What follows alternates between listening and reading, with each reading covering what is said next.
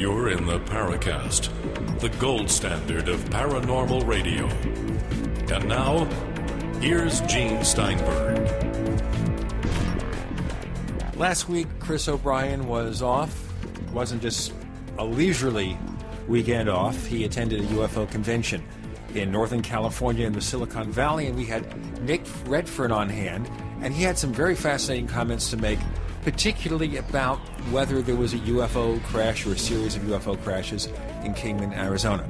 Anyway, Chris is back at the old stand, and he's a little bit ornery this week because this UFO convention didn't turn out so well. Well, it wasn't that. It was just, it was like I was in a nightmare of sorts. To me, it is absolutely imperative that this field come up with a way to vet people before they're given any sort of stage, podium, pulpit to start spewing their fairy tales to the masses. Number one, if I had known that certain individuals who were featured at this particular event were going to be there, I probably wouldn't have agreed to speak. Can we spell Sean David Morton? Oh, my God. We exposed him the first year with our previous co-host. The guy was the face. He was the host of the event. And to me... Are you kidding me? It was absolutely ludicrous. It's like the guy was given some sort of blank slate on which to work from. And to me, someone who narrowly escaped a very, very serious amount of prison time for bilking, I forget what the number was, but it was somewhere around $6 million. I was calling him the negative $6 million man. The fact that he was able to somehow wiggle out of those SEC charges when they had him for the roast, he was the roaster, and he cracked a couple of funny jokes, but he wasn't as funny as he was made out to be, believe me. A little pathetic, actually, very juvenile. I have never seen somebody list themselves as Dr. Sean David Morton, PhD. It's like either you use the alphabets at the end or you call yourself doctor. You don't do both. And to me, it was just so indicative of a super inflated ego that it was walking around like, his proverbial murday didn't stink. And it did. I'm sorry. I've just got problems with giving someone like that, who obviously bilked millions of dollars out of people, to pretend like it didn't happen and he gets a do-over. It's called Etch-a-Sketch moment. That's the official term nowadays in the political arena. But it's even worse, though. You can give yourself any kind of title for your degree, your alleged degree. Like I would just occasionally, with Jim Mosley, we call ourselves BLT. That's our degree, bacon, lettuce, and tomato. So that's as authentic as what Sean David Morton has. And I remember when he was on the show back in 2006, we had him on a couple of times, and he'd make claims about knowing famous people. But when you actually looked up whether he knew these people, of course, it didn't happen. The guy was just making it all up. There was a guy named Ross Myers who started a site called UFOWatchdog.com, and we had control of it for a while. He's got it back. But his primary goal today is to continue to serve as a watchdog to the shenanigans of Sean David Morton. How was the attendance, by the way? This was the first annual UFO Con, which I think was aptly named. And it was kind of picked up where Victoria Jacks left off with the UFO Expo, which she ran into the ground after 12 years. Bob Dean was left... he had to pay his own hotel room and didn't get his per diem. I think they left Charles Halt at the airport. It was just a nightmare. So the bookers who worked with Victoria, Brian Hall and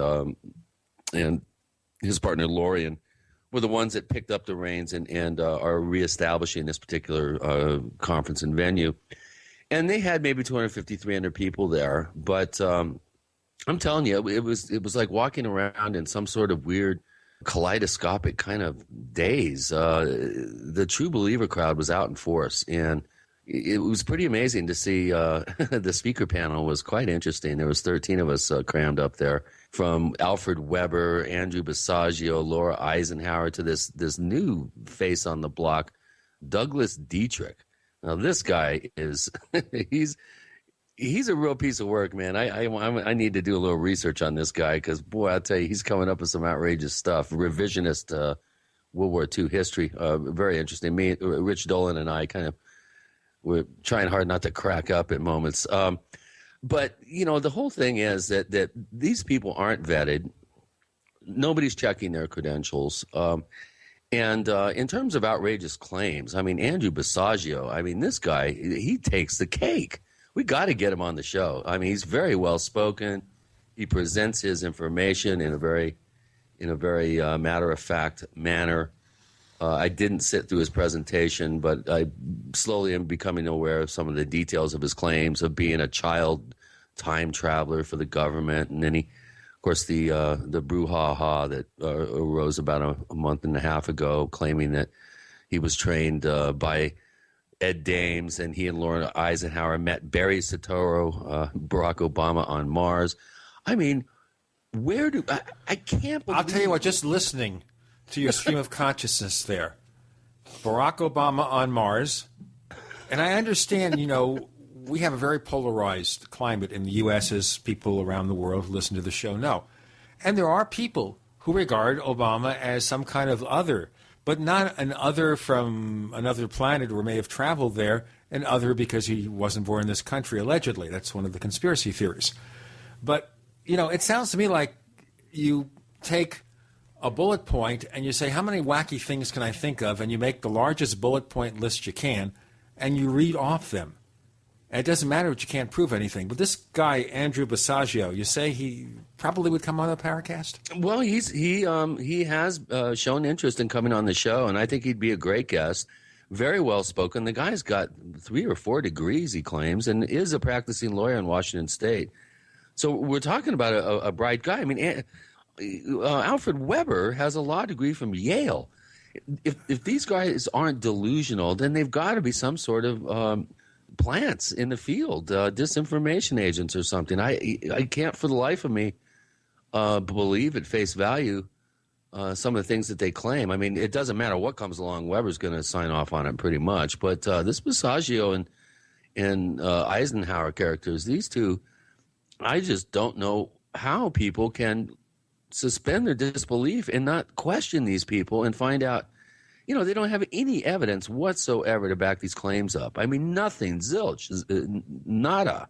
There's nothing there, to my knowledge, that would even allow them to be let into the building. You need something, anything besides just your version of events. Now, let me ask you a question here. The people who put this event together, they're aware of the fact that these people have no real authority in the things they say. They were just looking to fill crowds and fill the audience. Yeah, they were looking for as Brian put it, we were looking for a wide range of speakers coming from various points of view within the field. I guess I was added as some sort of sideshow. I ended up there preaching to the crowd, saying, "Don't you understand? You're sitting in the pews of the Church of the New Religion.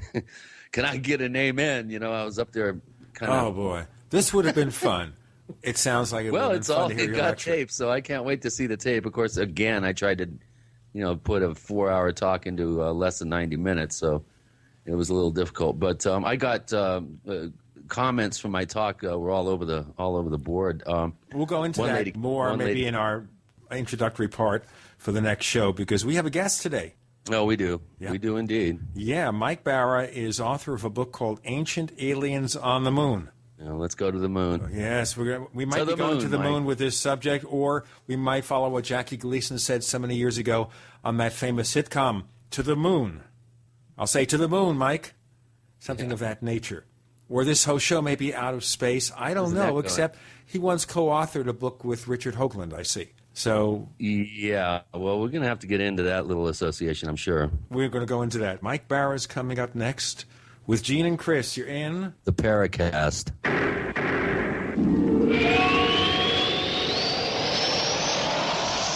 Hey, neighbors, you've seen all those crazy, wacky products on TV. The perfect tortilla, easy covers, hot booties, furniture fix, petty spin, and more. Where do you find all that stuff? you go to asseenontv.com, because this is the one-stop source for all of these TV goods advertised. Find all your favorites as seen on TV. Check them out as seenontv.com. And by the way, save 10%. Here's what you do. Use the code SEEN1, SEEN number 1, SEEN1. Go to asseenontv.com to order. Save 10%. Purchase this summer's hottest As Seen on TV items, save 10%.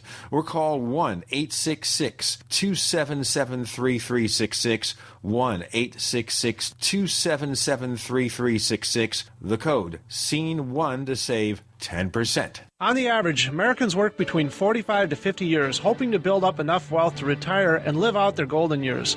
Unfortunately, with taxation, the rising cost of food, energy, housing, and medical, many retirees are forced to live below the poverty line. Is this a flaw of free enterprise, or is our monetary unit we call the Federal Reserve Note forcing us into perpetual debt, ensuring inflation and higher taxes? These questions and more can be answered by reading G. Edward Griffin's book, The Creature from Jekyll Island. Congressman Ron Paul states it's what every American needs to know about central bank power. A gripping adventure into the secret world of international banking cartel. Hi, this is Ted Anderson. I will give a silver dollar from the early 1900s to anyone who purchases this book. Call 1-800-686-2237 and order a copy today. It's critical that the public be made aware of the system. Call and order your copy today at 1-800-686-2237. That's 1-800-686-2237. If you like cow's milk, you'll love camel milk. Yes, the newest, oldest thing in the world, camel milk, has sustained civilizations for thousands of years. Here's just one user's testimonial. My Lyme-stricken boy developed severe allergies to nearly every food he ingested. At first, I was scared to death to try camel milk, but he had no allergic reactions of any kind, nothing.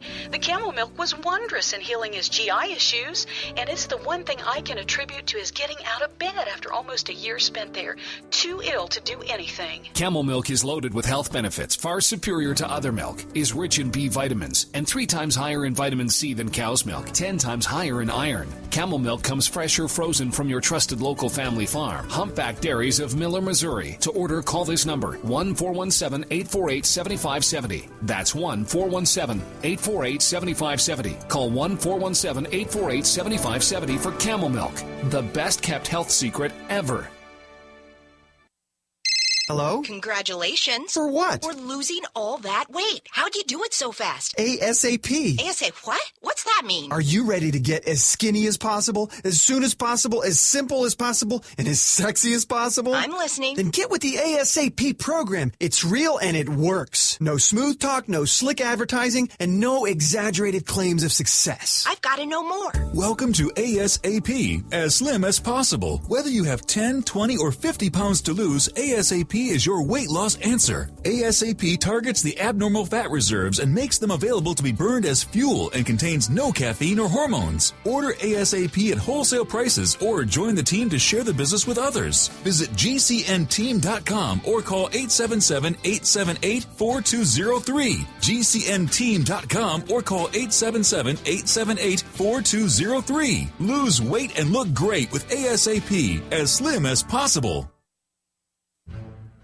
We'd like to hear from you.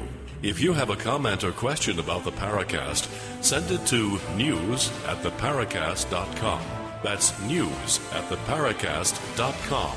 And don't forget to visit our famous Paracast community forums at forum.theparacast.com. We have Mike Bara joining us. His latest book is called Ancient Aliens on the Moon, but his bio says he's a New York Times Bestselling author. So, Mike, welcome to the Paracast. What book was the bestseller? That was the book I co-wrote with Richard C. Hoagland. It was titled Dark Mission, The Secret History of NASA. And we reached that pinnacle in 2007. It was really pretty exciting.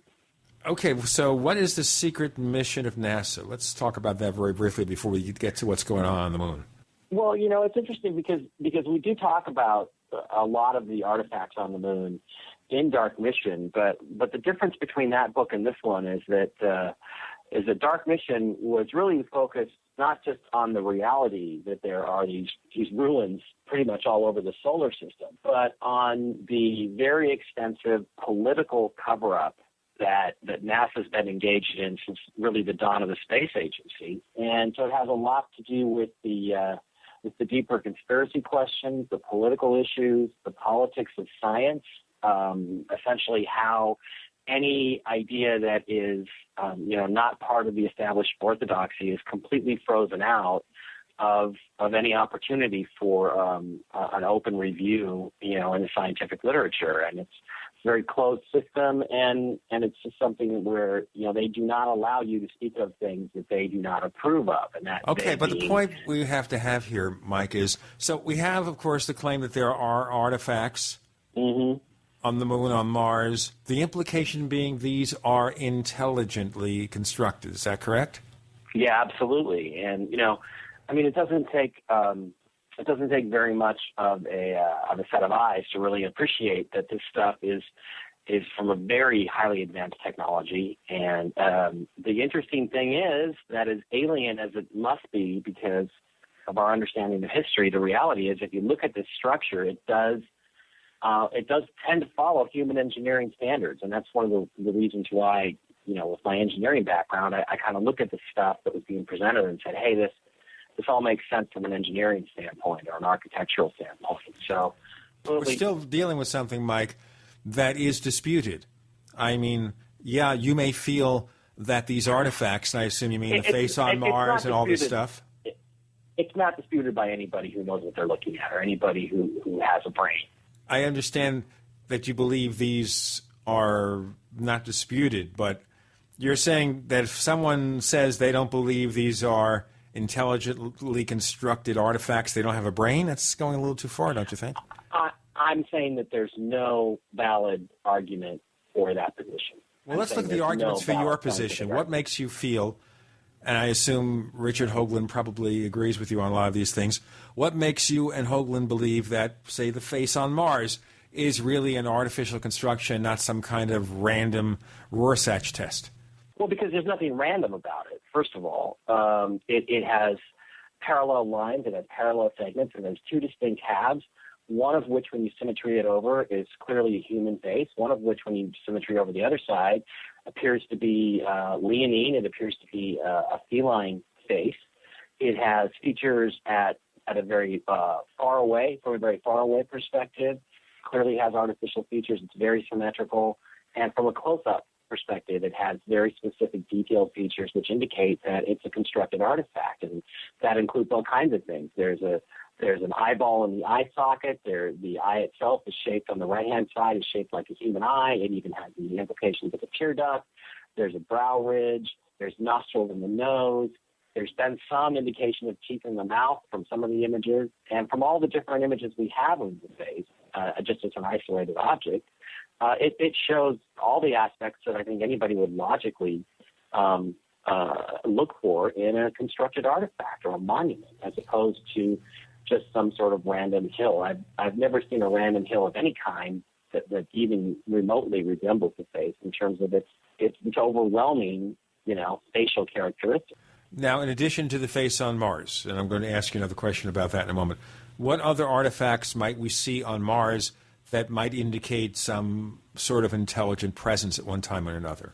Well, all around the face, there are objects that have pyramidal shapes. There's a large object about 1.5 miles across and about 1.5 miles high called the D&M pyramid, which is a pentagonal pyramid. It's impossible for it to have been shaped by wind. It is got a very consistent internal geometry. There is a relationship. That geometry is related to other objects in the area, which also appear to be geologically anomalous. So in the case of the face on Mars, there's all kinds of different things around the face that also appear to be artificial. And D&M is, for instance, bilaterally symmetrical around two different axes. And that, again, is not something that ever happens in nature. It's not something that could happen in trillions of years, much less billions of years, which is the assumed age of our universe. So again, if space was completely isolated and there was nothing else around it, you could make the argument that it was just some amazing stroke of luck, I suppose, that this thing looked like this. But all around it are all kinds of other artificial objects, and they have mathematically significant relationships, geometric relationships to each other. That's the interesting thing about Psionium.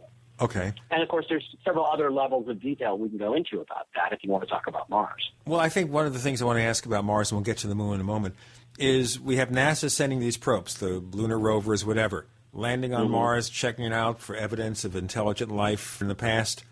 But they're not looking at these artifacts, are they? Actually, they are not looking at these artifacts specifically, but there are lots of interesting things that they've come across in their travels. There was, I believe it was Opportunity, came to an area called Home Plate about 5 or 6 years ago, which kind of looks like it might have once been the foundation of something artificial. And as you look around the debris field for what NASA says are rocks, what you actually see are objects that have characteristics of formed, fabricated, mechanical engineering. That's what I see. I see stuff that has what looks like wrecked air conditioners and pumps and all kinds of mechanical equipment that just happens to look, conspicuously like artifacts. So the question is, are they deliberately there looking for artifacts? Do they just not see this stuff? Which, of course, I don't believe for a minute. Or are these areas places where they felt they could land safely, do some private investigation, and be able to pass off what they show us as rocks to the average person who doesn't really grasp what they're looking at? I've got a couple of questions for you, Mike. This is Chris O'Brien here. Welcome to the show. Hey, Chris.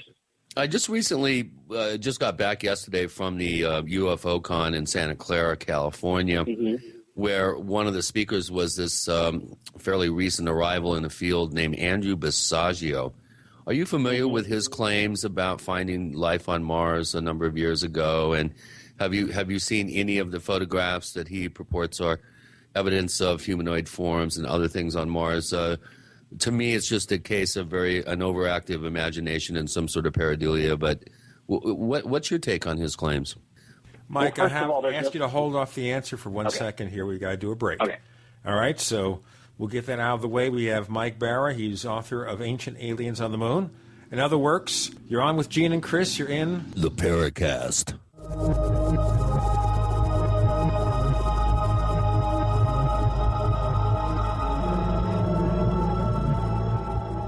The GCN Radio Network, providing the world with hard-hitting talk radio. GCN.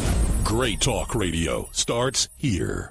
If you want to get your website online and you need reliable service, first-class service at the lowest possible price, there's only one place to go. Well, DreamHost has a special promotion with our show where they'll offer you unlimited disk space, unlimited bandwidth, one-click web apps such as WordPress, 24/7 support. You can save over $55. You want to know how? Go to dreamhost.com/radio, dreamhost.com/radio. Fate Magazine provides true reports of the strange and unknown. Keep up with the latest on angels and miracles, psychic phenomena, ghosts, UFOs, life after death, and much, much more. To receive your free issue of Fate Magazine, call now at 1-800-728-2730 or visit their website at www.fatemag.com. That's 1-800-728-2730. What are you waiting for? Your fate awaits.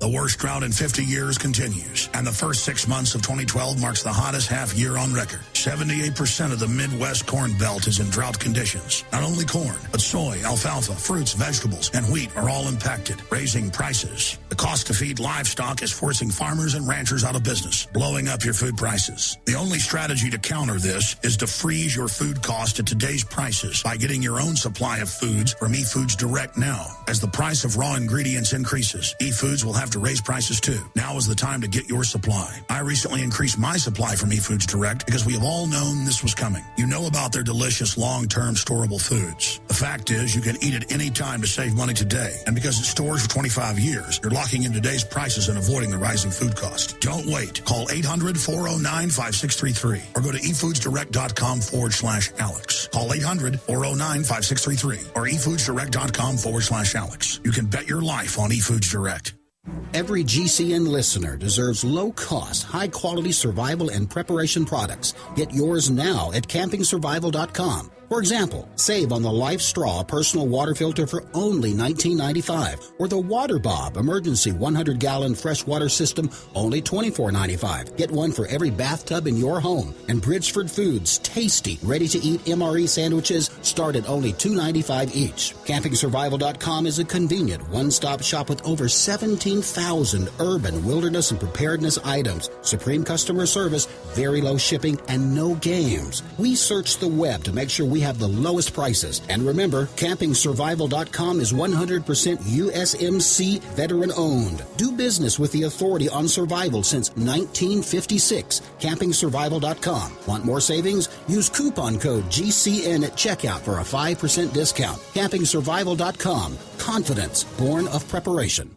Every day, nearly 3,000 families enter into foreclosure and face losing their home. If you're currently behind on your mortgage, you can still avoid foreclosure. You can save your home, but you need to act now. We're Allied State Foreclosure Services. We're experts in saving homes from foreclosure. With just one phone call to us, you can stop the foreclosure process, lower your monthly mortgage payments, and save your home. Call now. The call is free with no obligation. 1-800-597-8843. Call us if you've been threatened with foreclosure, denied loan modification, or missed a payment on your mortgage. If you've been a victim of a predatory loan or are upside down on your mortgage. Even if you've lost your job and you're worried about losing your home, don't wait. Call us now and let us help you save your home. You've worked hard to build a life with your family. Let us help you keep your home. Call now before it's too late. 1-800-597-8843. 1-800-597-8843. 1-800-597-8843.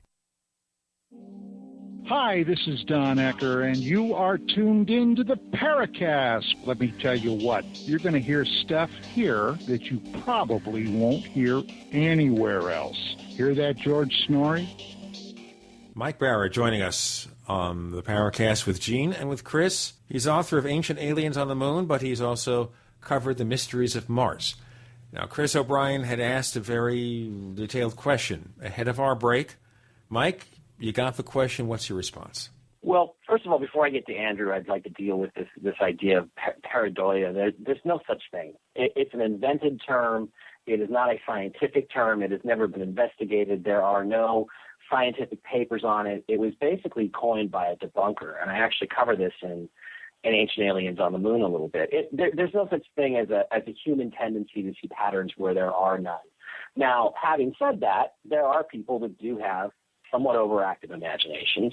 I don't know this Andrew guy personally at all, Andrew Basiago. I don't know him very well. From what I've seen of what he's claimed, I'm not too impressed by it. There are funny-looking things, but you can also get tricked by light and shadows. You could definitely be tricked by certain stuff. And I just have to say I don't know enough about his specific claims or his specific images to really make a comment on it. What we do have is we do have this sort of mythology about there being a secret space program that actually goes all the way back to the astronauts back in the Apollo era who were overheard by people that I know personally, so it is hearsay. So again, somebody told me. Let me ask you before you say that, before you proceed with what they told you, Mike, the people who told you this personally, were they in the know? They were not the people in the know, but they were sitting right there when the astronauts said, yeah, there's a secret space program. We're just spamming a can. They've already been to the moon. They've already been to Mars. So these rumors have been floating around since the early 1960s when these conversations were overheard. But the question is, I think Andrew has claimed that he's actually been to Mars in one of these hyperships that he's flying saucers. I was going to get to that. Yeah, I can't comment on it because I don't know much about his claims in detail, and I prefer to stick with the stuff that I can really put my finger on and feel is very solid, and that I really say to myself, okay, this this is something that I think I can. It's not just somebody's story. I can actually back it up with, I think, some Right, good answer. evidence. Very good answer. Here's my other question. Richard Hoagland is not known as maybe as much of a team player as some people would like him to be. I'm interested to know what it was like working with him on Dark Mission, and in light of some of the relationships that he's had in the past that kind of went south. I would imagine he would not be the easiest guy to work with, that he would be kind of difficult. What was it like working with him on that project? It's a very good book, by the way. Well, I'm not going to say it. I'm not going to say that. It is not easy to work with him. He's very demanding. He's a perfectionist. He has his own perspective on everything. And I will say this, that in working with him for about 15 years, that the vast majority of the time he ends up in the long run being proven correct. There's very few things that I feel like that I've worked with him on, certainly, that I don't feel like we can back up very, very solidly. So it's difficult. Dark Mission was a huge project. It was a very, very detailed, and he's a demanding person, but that's how he gets to so many things that he gets to. In other words, if he didn't have that very intense and singular focus, he wouldn't have found all the things that he's found. And I think he's found some extraordinary stuff on the moon, on Mars, in other places. So, it's one of those things where, it's just not that easy to be as intense about everything as he is. It's more that I think that people mistake it's that singular focus is sometimes mistaken for selfishness. And really it's just that he wants to get the information out, and he's very demanding about the way in which it's presented. And, if your name is going to be on it, I guess I can understand that. So, again, the thing is that these books, I would love with Ancient Aliens on the Moon and hopefully the next one, Ancient Aliens on Mars, I would love to be working with him on these projects, but it is just, it's like, wow, you gotta add a lot of extra time to it and a lot of extra detail, and maybe things I didn't want to go into if I'm going to work with Richard on it. It's going to be his show. And okay, but I wanted to ask you more about the secret space program since we raised it. Do you personally believe that there was and or is a secret space program? Well, I think there certainly is a lot of evidence. I'm not meaning like sending up spy satellites or stuff like that. We understand. No, I know what we're talking about. We're talking about like UFO technology. So just to answer it in a very short term first, absolutely, I think that we've had flying saucer technology, us meaning the United States, probably since the 1950s or early 60s. And so this is stuff that comes from out. Roswell, is that what you're saying?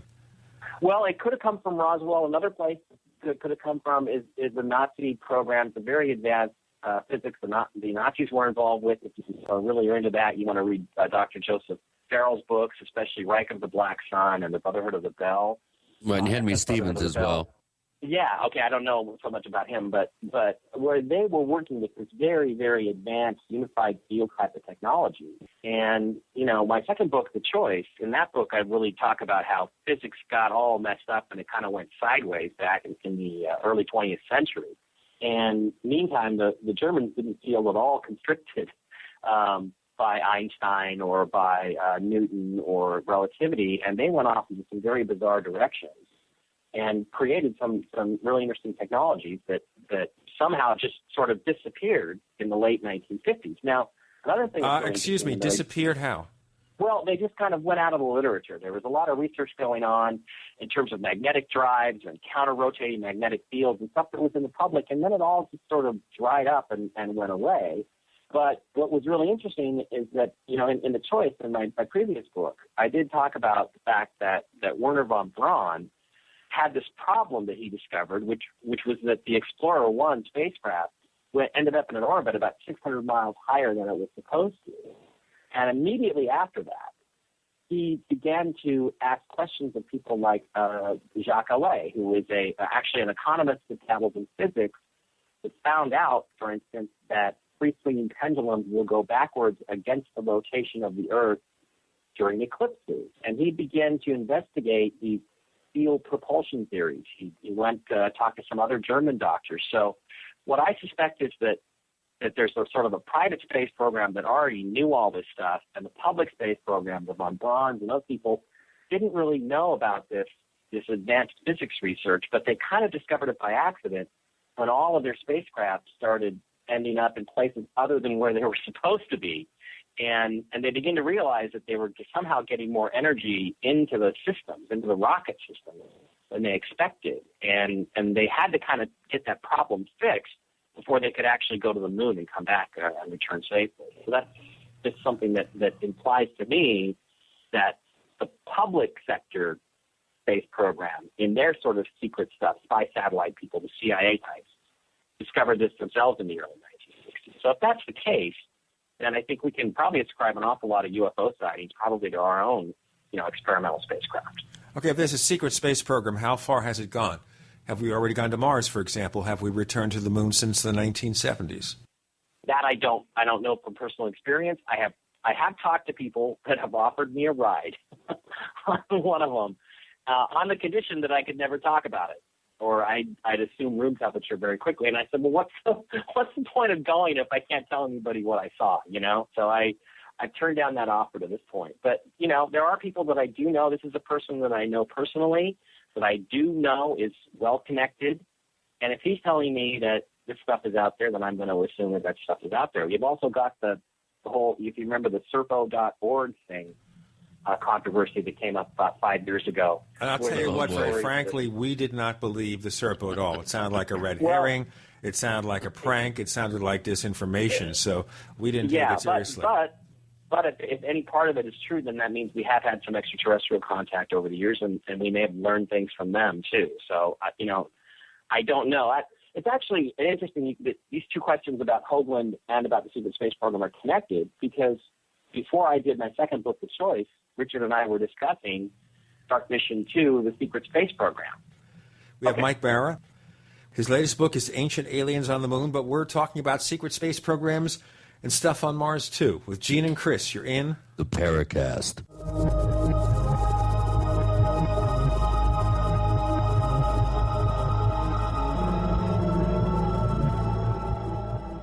America's #1 source for independent talk radio for over a decade. We are the GCN Radio Network. We also have swag. We have all these exclusive Paracast things that you can buy. We've got 60 or so different items, and entails T-shirts, sleeves for notebook computers, iPad cases, mouse pads, the Paracast Jumbo Tote Bag, all sorts of T-shirts and jackets and stuff like that for men and women. We have a Paracast aluminum water bottle. All this stuff, you go to store.theparacast.com, store.theparacast.com. What makes it special is that the items are the best quality, great T-shirts, fabrics, and they have our official logo on them. That's what makes them special, in multiple sizes and colors. We even have stuff for children, stuff for women, stuff for men. We have all sorts of sizes, like small up to X large. A lot of good stuff. That's the swag from the Paracast. You go to store.theparacast.com, stop by, and take a shopping tour. That's the sound of your door being kicked in by an intruder with a single kick. That's the sound of the same door now protected by the Door Sentinel at mysafedoor.com. Go to mysafedoor.com right now and watch the amazing video. At mysafedoor.com, you'll learn how to turn your home into a fortress with the Door Sentinel. 16 kicks later, and the Door Sentinel is still holding strong. mysafedoor.com. That's mysafedoor.com. Hi, this is Ted Anderson. Have you ever wondered why banks, stockbrokers, investment advisors won't talk about gold IRAs? They've been available since 1986, yet the financial industry won't recognize the value of gold for your retirement. Gold has outperformed paper investments, yet no word about IRAs. If you would like to have gold for your retirement, call 800-686-2237. Don't get left behind by rising inflation and low returns. Call 800-686-2237. Secure your future and call 1-800-686-2237. What's safer and cheaper than prescription drugs? Glad you asked. The answer is renovation teas. Herbal remedies are much safer and much cheaper than prescription drugs. Taste great, and most importantly, herbal teas are effective and non-addictive. Renovation tea is especially unique, and here's why. We spent years researching herbs and their beneficial properties. Renovation Teas uses only 100% organic, fair trade herbs. Our teas are blended towards specific ailments and health conditions, such as diabetes, blood pressure, anxiety, libido, detox, and much more. All Renovation Teas are formulated and hand-filled in Arkansas. Take care of yourself naturally, the way Mother Nature intended. Order Renovation Teas at renovationtea.com or call 870-784-3121. That's 870-784-3121. Renovation Teas. Renovate your health one bag at a time. For years, you've been hearing about Herbal Healer Academy and how it's remained the leader in effective, alternative, and natural medicine and education. But how can they continue to hold that title for years on end? The answer is high quality and huge selection. Just visit herbalhealer.com and shop online or request a free catalog. You're bound to find the alternative you're looking for. Did you know that Herbal Healer carries the latest, safest, and effective weight loss products? You can also count on Herbal Healer for the largest selection of safe and natural supplements just for children. And don't forget your pets. Herbal Healer even has natural mineral supplements for all your animals, including horses, cows, and birds. Take a peek at their online calendar, and you're sure to find everything you need and maybe something you didn't realize you needed. Visit herbalhealer.com and don't forget to sign up for the free Herbal Healer newsletter. herbalhealer.com, working with the power of nature. This is Leslie Kane, and I'm with the Coalition for Freedom of Information, and you are listening to the Paracast. The book is called Ancient Aliens on the Moon, which is coming out this month. It is only one of a number of works from our guest, Mike Bara, who's also written with Richard Hoagland. We're talking about the mysteries of Mars, the moon, ancient artifacts, present artifacts, who knows, secret space programs, so much more. Chris, you have a question from one of our listeners? Since we're starting out on Mars, Ufology, one of our longtime posters and a very active poster at forum.theparacast.com, has a question for you, Mike, about the Mars probe Curiosity. He says it was lowered to the surface by a sky crane, a precision rocket-powered platform that allegedly just flew away and crashed after it was done lowering the rover to the surface. This seems like an incredibly stupid thing for the brightest minds in our space program to do, unless they didn't really crash it. How do we know for sure that it's not being used for some clandestine mission? Well, we don't know, we can't prove a negative. We don't know anything for sure about that. Although I will say that there was, one of the first pictures Curiosity took was there seemed to be this sort of dust cloud in the distance. And there is speculation that that is where the rocket sled basically crashed. I can understand the suspicion because it seems like a real waste of an expensive piece of equipment, but there are limitations on rocket fuel and things like that. So, you can't discount the possibility or the probability that it's pretty much was designed exactly the way they said it was. I don't know what the clandestine mission would be. It seems to me if you look at the images that have come out of Curiosity so far, and again, our friend Mr. Hoagland's spending a lot more time on that than I am right now. There seems to be a really slow release pattern in terms of the images that are being presented. I'm sure they have far more images than they've released to this point.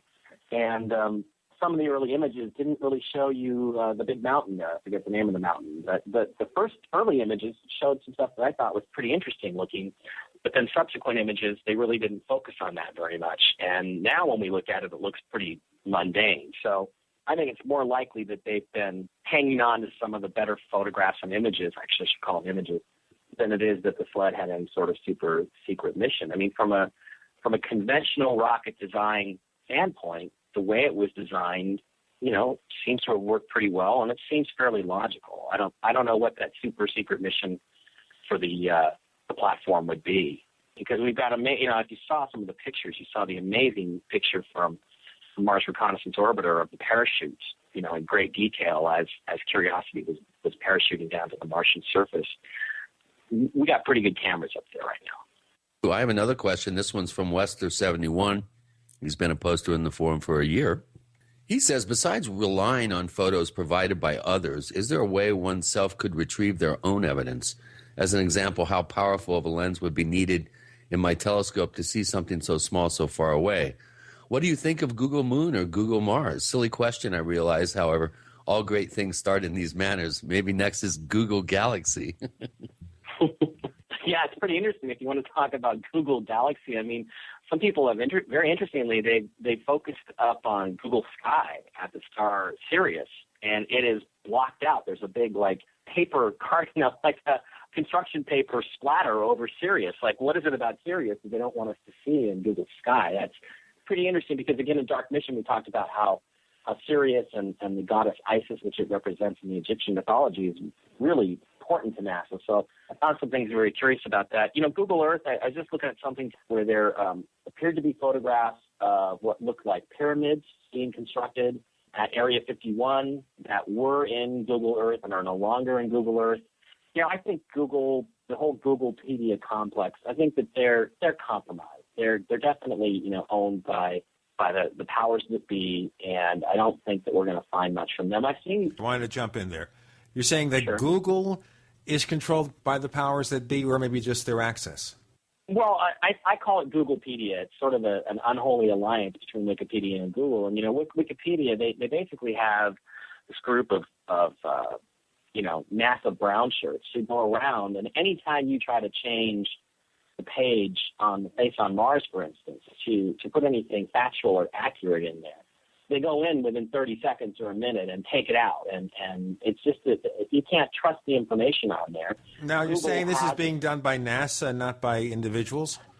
Well, yeah, but these are individuals who I guarantee you have some affiliation with NASA, or at the very least are members of the Planetary Society or whatever. And what I've found is that a lot of them are usually people that are working in, you know, various capacities for NASA, that their funding comes from NASA. You're looking at the I'll give you names. a specific example of this. Okay, sure. I give you a specific example of this, and one of them is that, you know, on the Face on Mars page, there is a description there where, you know, they talk about how NASA took the picture and told everybody that it was just a trick of light and shadow, and they turned out to be correct. And I've gone in there several times, tried to put in the exact quote that Dr. Gerald Softman put in, which is what he said is that, you know, we took an image of this thing, but on the next orbit a couple of hours later, it wasn't there. It all went away. It was just, you know, isn't it amazing what tricks of light and shadow can do?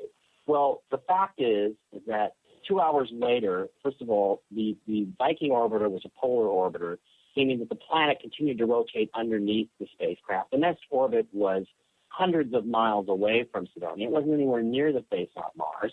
It could not have taken a picture because at that time, Sidonia, at any rate, was in darkness. It was nighttime. So that was a lie. And I've tried to put that actual real quote in there, must have been a dozen times. And there's always these people that come in. There's several different ones. You know, I looked them up, and they work at universities that are funded by NASA. They work on programs, and they immediately take it out. So, again, it's all being edited, and I'm just saying that you can't completely trust what you see on Google Earth or Google Moon or Wikipedia. And I tend to call it Googlepedia just because at this point, you know, I think it's great for general stuff, but I don't think that it's something that I would rely on for anything that involves any kind of scientific controversy. Now, I want to go back to the secret space program. More detail, because if we have secret space programs where we're farther advanced along the curve, why do we have a public space program where all we're doing is cutting back? Well, it seems to me that what's really interesting, and again, going back to some of Richard Hoagland's work, this is really interesting because he created a graph about 5 years ago where he showed the advancement in transportation technology, starting with human beings walking at 6-7 miles an hour. And then he went to, you know, horseback, which can get you up to about, 18, 20 miles an hour. And then we went from there to, I guess, the steam train and automobiles and propeller airplanes and jet airplanes and then rockets. And this curve, if you look at it, in terms of our transportation technology, it goes straight up. It's just a straight-up curve. And then in 1960, right about 1960, we developed rockets, and ever since then, it's a straight line. For the last 50, 60 years now, we have not advanced at all in terms of our transportation technology. We haven't increased our speeds. We're still using chemical rockets. And if you look at the curve and the development, that's just not logical. That's just not that's not the way things are developed. You look at microprocessor technology, how it continues to develop. You don't have these drop-offs. So what he's argued, and I think it's very logical, is that somewhere along the line, they must have developed the next technology beyond rockets. And again, going back to the Werner von Braun story, this is a prime example of where somebody was looking into these fuel propulsion technologies, and there were papers by German physicists that were out there talking about these ideas. So you had this sort of confluence of information, and then it just sort of disappears and people stop talking about it publicly in the 1960s. And we have this rocket technology, and then we just flatline in terms of our transportation speeds. So logically, the thing to me is I look at that curve as I say, okay, obviously we must have discovered the next thing beyond rockets, but it's all being kept secret. It's all being used just by those that are in charge. And, right. There's all kinds of political... That brings up that very enigmatic quote that we get from Ben Rich, who was a longtime head of the Skunk Works out of Palmdale. In that quote was, "We have the technology to take E.T. home." And everything that you've seen out there on Star Trek and stuff is already a reality. There was a story this week, by the way, that they appear to be making more progress towards finding out what's going on with regard to developing a warp drive. And maybe we can do that. You heard about that? Mm-hmm. I saw that, and it's so what they really said in the articles, which was I thought pretty interesting, is that it's really only a question of power. It's a question of, can you get the power source to actually do this? With the proper power source, you can create this sort of toroidal-shaped spacecraft that can actually, create, I guess, some kind of gravity well and warp and bend space, and appear to move faster than light. Or in actuality, I guess you are moving faster than light. And there's lots of experiments, things I talk about in the choice, where we have had objects move faster than light. So that the whole idea that you can't go faster than light is kind of a myth anyway. But I'll tell you what, we'll get into more of this stuff coming up. We have Mike Bara. The book is Ancient Aliens on the Moon, the current book, but we've covered a lot more. And right now, we're going into Warp Drive. Warp 12, Chris. With Gene and Chris, you're in the Paracast.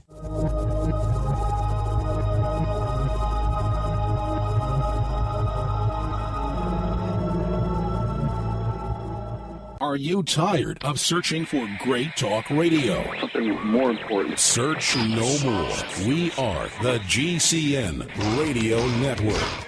Hi, this is Ted Anderson. If you'd like to listen to GCN programs on the go, I have great news. GCN has created a Droid and iPhone application, and it's free. Just as easy as going to GCNlive.com, click on the banner, and download. Before you know it, you'll be listening to your favorite hard-hitting GCN shows, live or on demand, right on your Droid or iPhone, 24/7 and on the go. So download the Droid and iPhone app free by clicking on the banner at GCNlive.com. Thanks again for listening to GCNlive.com. Again, that's GCNlive.com. We, the people, grow cotton, weave fabric, engrave ink, embed strips and fibers to protect from counterfeit, then carting to a private bank, having it lent back at interest, forcing taxes to service debt. This capitalism, or was Jefferson correct when stating a central bank issuing the public currency is a greater menace to the liberties of the people than a standing army? Ted Anderson, I'm placing a free silver dollar in a book that explains our monetary system. Call for your copy, 800-686-2237. It's time to understand the system. Call 800-686-2237. That's 800-686-2237. Iodine protection packs from hempusa.org are now in stock for immediate delivery worldwide. Our iodine protection packs include microplant powder, green life kelp, red palm oil, and our clear roll-on iodine that will feed the body the iodine it needs. All iodine protection packs are in stock, save you money, and ship for free in all 50 states. Visit hempusa.org or call 908-691-2608 today. HempUSA.org has a revolutionary wonder food for detoxing the body and rebuilding the immune system.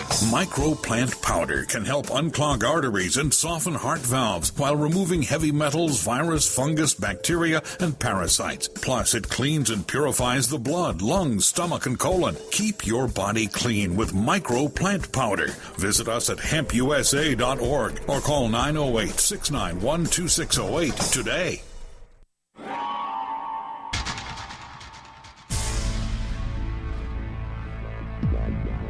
Welcome back to the Paracast, the gold standard of paranormal radio. And now, here's Gene Steinberg.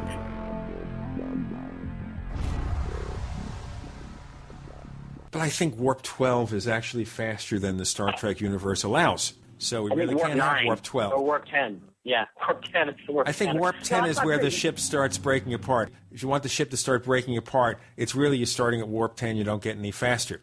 Unless you get trans-warp drive. That's... Well, they actually went to warp 14 in the original Star Trek after some aliens made modifications to the ship. And I was always thinking to myself, well, how come they never kept those modifications afterwards?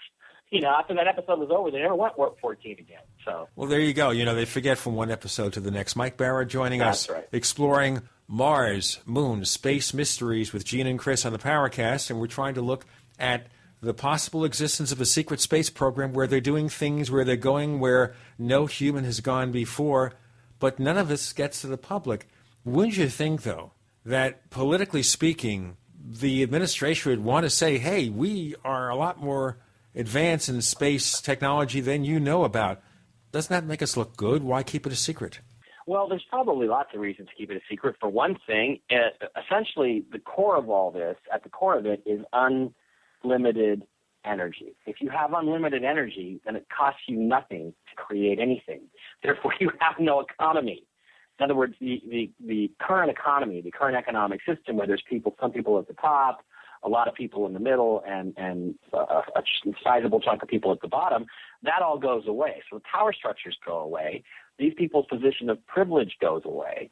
And, you know, again, that's one of the reasons why Tesla was suppressed back in the early 20th century, is because what he was planning to do was give free energy to everybody. Well, if there's energy's free, you can't charge for it. If you can't charge for it, then it costs nothing to make anything, and therefore everything is free. And that's not really a world that I think the powers that be want to live in. I think they much prefer their world where there is a hierarchy and it's all defined by money. Okay, but So, I want to ask me- you also here, do we even assume if there is a secret space program, would the president or the Congress know about it, or is this something that basically they don't have the need to know? That is an interesting question to which I don't have a really good answer, because I don't know, and I haven't directly heard that. Is this one of those things that's completely off the books, off the budgets? Has it been done completely in secret to the point where presidents aren't even informed of it for 50 years? I don't know. That I've definitely heard that. I think it makes a certain amount of sense. You know, the thing to understand is that the United States essentially is a corporation, and the current president is only the president of the corporation that is the United States. It is not. You can make an argument that there is this whole separate republic that exists out there that's above and a shell around the democracy, and the democracy is sort of a separate corporate entity that's below that. So in that sense, these people, you know, if they had this technology, had this sort of wonder world technology, they probably wouldn't include guys like Barack Obama in it. That makes a certain amount of sense to me. You know, I don't know. I can't give you a solid answer. I think we're just purely speculating. That's one you should talk to people like Andrew Basiago about, because I don't know the answer. Well, Rich Dolan has been touting his idea of a breakaway civilization that has been slowly separating itself from the great unwashed masses in us mere mortals. Mm-hmm. And there is, I think there is some pretty tantalizing hints here and there that would suggest that may be the case. But it seems to me that, you know, if we're having to do simple things like refurbish the space station by buying, you know, by hiring the Russians to do refurbishing flights and that sort of thing, and resupply flights, it would seem to me that at least they would keep the semblance of some sort of manned program intact, rather than just, you know, cut it off at the knees and just have nothing. We don't really have a manned space program anymore, and to me, there's something strange about that. What do you think of that? What do you think of the current mission statement of NASA, or lack of one? Well, it's pretty disheartening, you know, as somebody who grew up loving space exploration and not really ever trusting NASA, but loving space and space exploration. You know, You say not trusting Very NASA. How so? Well, you know, even as a little kid watching the missions, I always felt like there was stuff that they weren't telling us and stuff that they weren't showing us. And I can think of a couple of incidences. I remember specifically sitting on my living room floor with an earache watching Neil Armstrong take those shadowy, grainy, you know, first steps on the moon. And I remember asking my dad, who was an engineer at Boeing, you know, Dad, how come if we've got a color TV, how come they only have a really crappy black and white camera on the moon? And he said, well, I don't know, because TV signals would get from here to there just fine. So he didn't understand it, and I didn't understand it. And well, it may have been an issue, though, and you're an engineer and you would understand this. It may have been an issue of the bandwidth. They didn't have the equipment with the bandwidth to project a color image. It wasn't. Yeah, actually it wasn't. We looked into this in Dark Mission. They had a color camera. They were ordered to leave it. They had a very advanced, very high-quality color camera on Apollo 11. They were ordered to leave it in the command module. They were not allowed to take it to the surface of the moon. There were protests by scientists within NASA and within the scientific community. Why are we, I know one guy we quoted said, why are we, photographing man's first visit to another world in such a stingy manner? Why aren't we using the most advanced color camera stuff we have? And the reason for that was that they weren't sure whether we'd be able to see anything they weren't supposed to see. And they were very concerned. And in fact, they actually degraded the image. As we now know, they actually sort of deliberately downscanned the image to make it even worse than it was.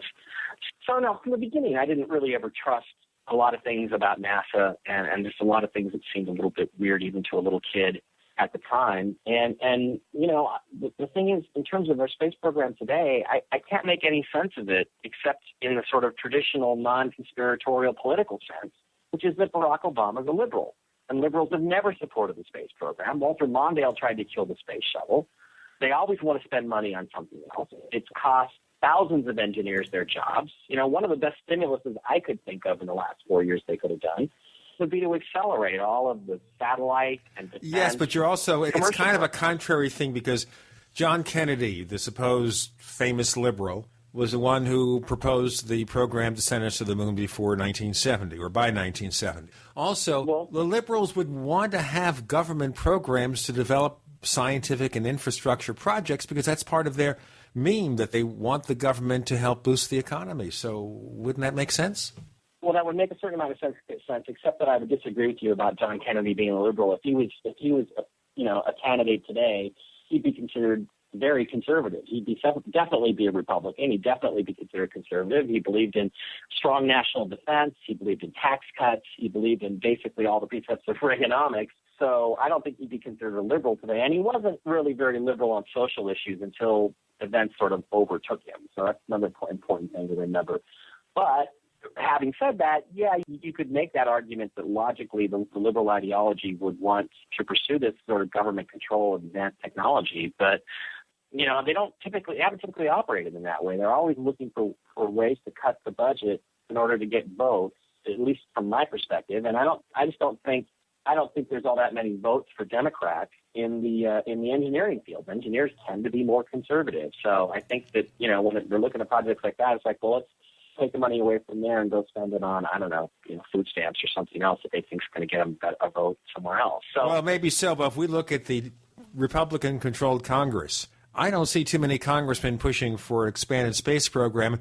And in looking at the various candidates for president on the Republican side, including Romney, some stuff's mentioned about NASA, but not very much. It doesn't seem to be politically correct, whichever party you're on. Yeah, it is disheartening. It's one of these things that they bring up in Florida when they want to get, the Florida vote. But I sincerely do hope that we go back to a manned space program with the next administration. I really think we should be pushing forward. I really like the Direct 2 concept, which was a project where they were essentially going to take the old space shuttle stuff and put engines on the bottom of the tank and put like an Apollo capsule on top and maybe go to the moon that way. And it would have been cheap and efficient, and we've already developed all the technology, and all of this stuff has just been completely stopped. So I'm with you. I think we should have a manned space program. I think I would like to see a lot of reforms in NASA, and I don't really understand why it's not going forward because I do think it's a good thing for our country. And we'll get into more of that, whether we should have a better space program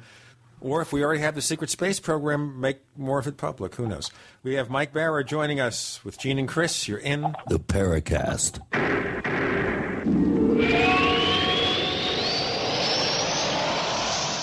Hey, neighbors, you've seen all those crazy, wacky products on TV. The perfect tortilla, easy covers, hot booties, furniture fix, petty spin, and more. Where do you find all that stuff? You go to AsSeenOnTV.com because this is the one-stop source for all of these TV goods advertised. Find all your favorites as seen on TV. Check them out as seenontv.com. And by the way, save 10%. Here's what you do. Use the code SEEN1, S-E-E-N number 1, SEEN1. Go to asseenontv.com to order. Save 10%. Purchase this summer's hottest As Seen on TV items. Save 10%.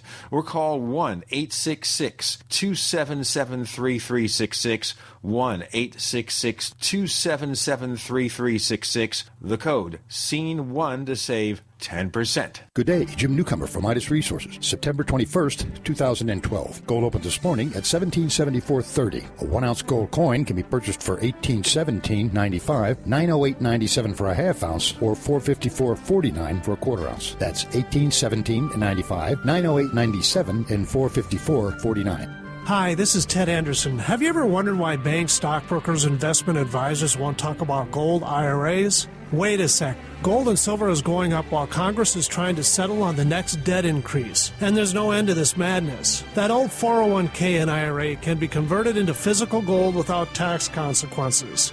I explained this in my book, 10 Reasons to Buy Gold. Don't let time slip away. Call for your free copy today, 800-686-2237. Get away from that Washington spin and get honest answers about gold. 800-686-2237. The book is free, 800-686-2237.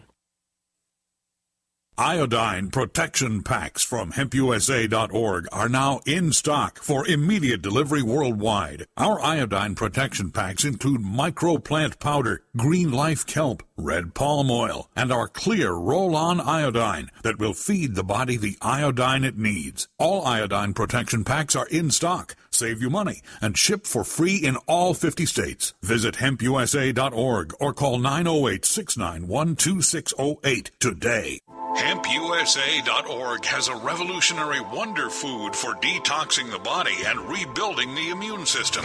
Microplant powder can help unclog arteries and soften heart valves while removing heavy metals, virus, fungus, bacteria, and parasites. Plus, it cleans and purifies the blood, lungs, stomach, and colon. Keep your body clean with microplant powder. Visit us at HempUSA.org or call 908-691-2608 today.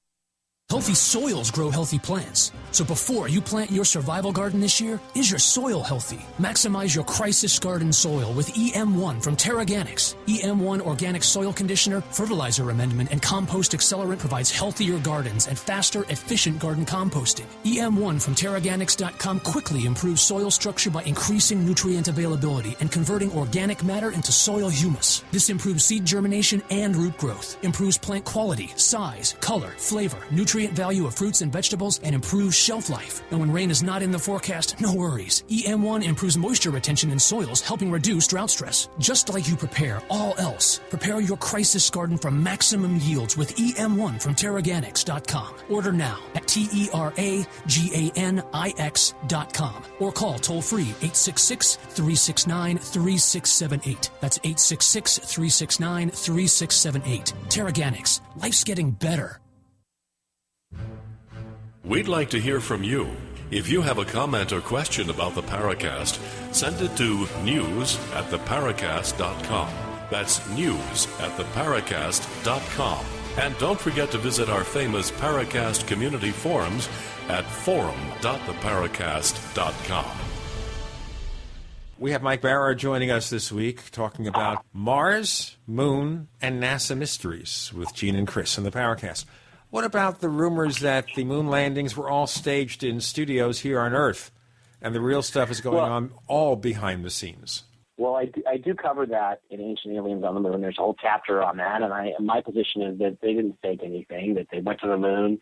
One of the best quotes I ever heard was Charlie Duke, who was actually the guy, if you remember the famous Apollo 11 landing sequence, he's the mission control, the voice of mission control after Charlie Duke, and he later went to the moon himself.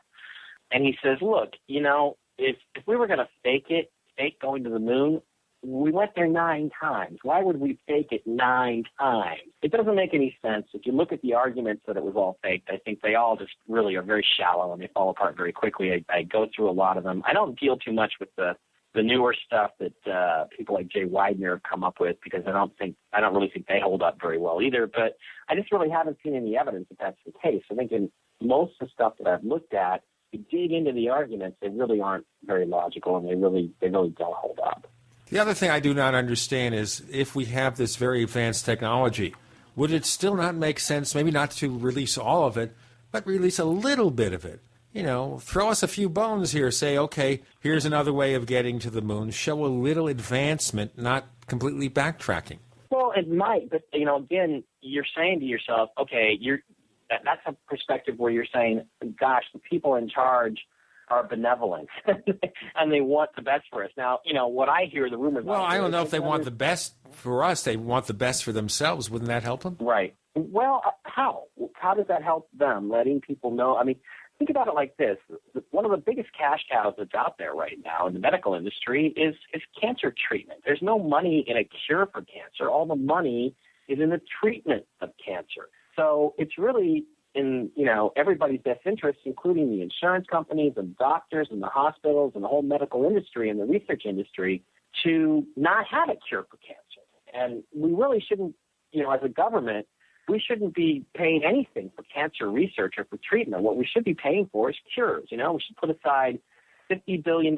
Here, the first company that comes up with a cure for a specific form of cancer that's 100% effective, you get $50 billion. And go at it, guys. I think if we did that, we'd have cures. So, again, you hear things. The people in the Tesla Society say that there was a time when there was different frequency sound waves were used to cure cancer in the 30s, but these technologies always end up getting lost, or they get taken underground, and they're only for the elites. And again, I think that I just don't see any motivation by these people to release this stuff, especially if it's going to significantly affect the way society has been structured to this point. And I mean, think about it. If people got to die of something, and if they didn't die anymore, if most of the diseases were cured, the population of the planet would go out of control. And we know from stuff like the Georgia Guidestones that there's definitely a segment of society in the upper echelons that thinks the planet's already overpopulated, and that's kind of the last thing they want.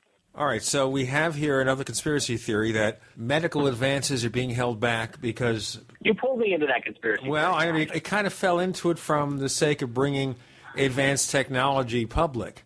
And right. Therefore, suddenly it's the medical industry that they're withholding the secrets of cancer treatment, cure of heart disease, because the drug companies make more money this way.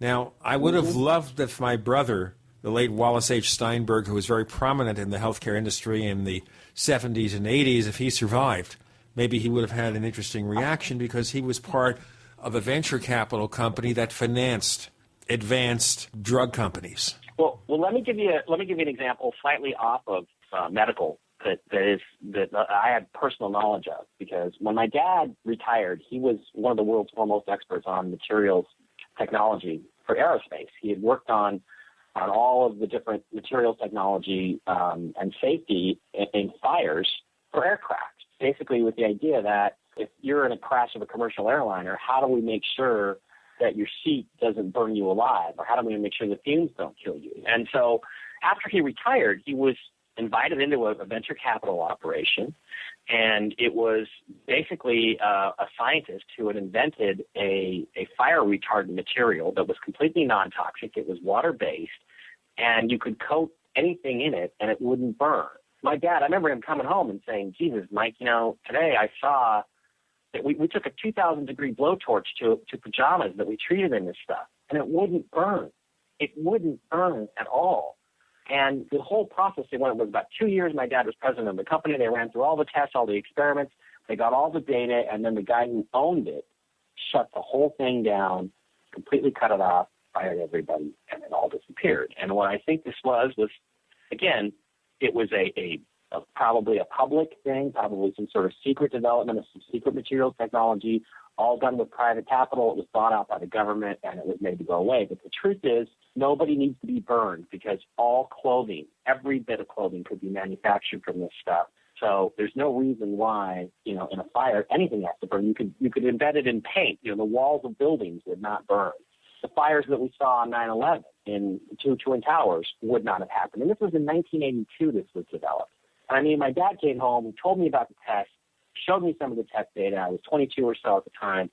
He was just amazed by this stuff that was completely safe, completely non-toxic, and it wouldn't burn, period. Nothing would burn if it was coated with this stuff or soaked in it. I suppose we could go on with this theory. We can take it further and say, okay, let's talk about free energy, about things that can help your car get 100 miles a gallon, that kind of thing. I want to go back, however, to something closer to what we do. Back to the mysteries on Mars and the Moon. Okay, now, say the face on Mars is genuine. Now, I guess the theory about Mars today is that maybe somewhere in the past, millions of years ago, they had the climate for a more advanced form of life, but as the planet aged, it lost its atmosphere. So how old would these artifacts be? Well, it depends on when they were built, if they were built before or after the cataclysm. And it really, I think that it could have been very recently, like within a couple of million years, or even, crossing my fingers, less than a million years ago, that Mars experienced whatever catastrophe destroyed all the life that was there, destroyed the civilization that was there, because Mars shows all the evidence of not really being a planet. It's actually a moon of another planet that no longer exists. Dr. Tom Van Flandern called it Planet V or Planet 5. It was sort of what he described, what's now described as a super Earth, a very, very large Earth-like body, and Mars, in fact, was orbiting this body. When that planet exploded or was destroyed, and that's pure speculation, basically the destruction of that planet scattered Mars with, millions of tons of debris from this violent explosion, ripped away most of the atmosphere and made it essentially uninhabitable. And all the water very quickly froze. And it's really interesting because, at places like Cydonia, if you look at the infrared images of Cydonia that we covered in Dark Mission, and that I'm going to cover again in Ancient Aliens on Mars next year, there's evidence of a buried city underneath the ice there, that the planet was once just covered in water and very habitable. And evidence of a buried city. This is where I have to do the break because it is such a great cliffhanger. Evidence of a buried city on Mars. I want to ask more about that. Mike Bara joining us with Gene and Chris. You're in the Paracast.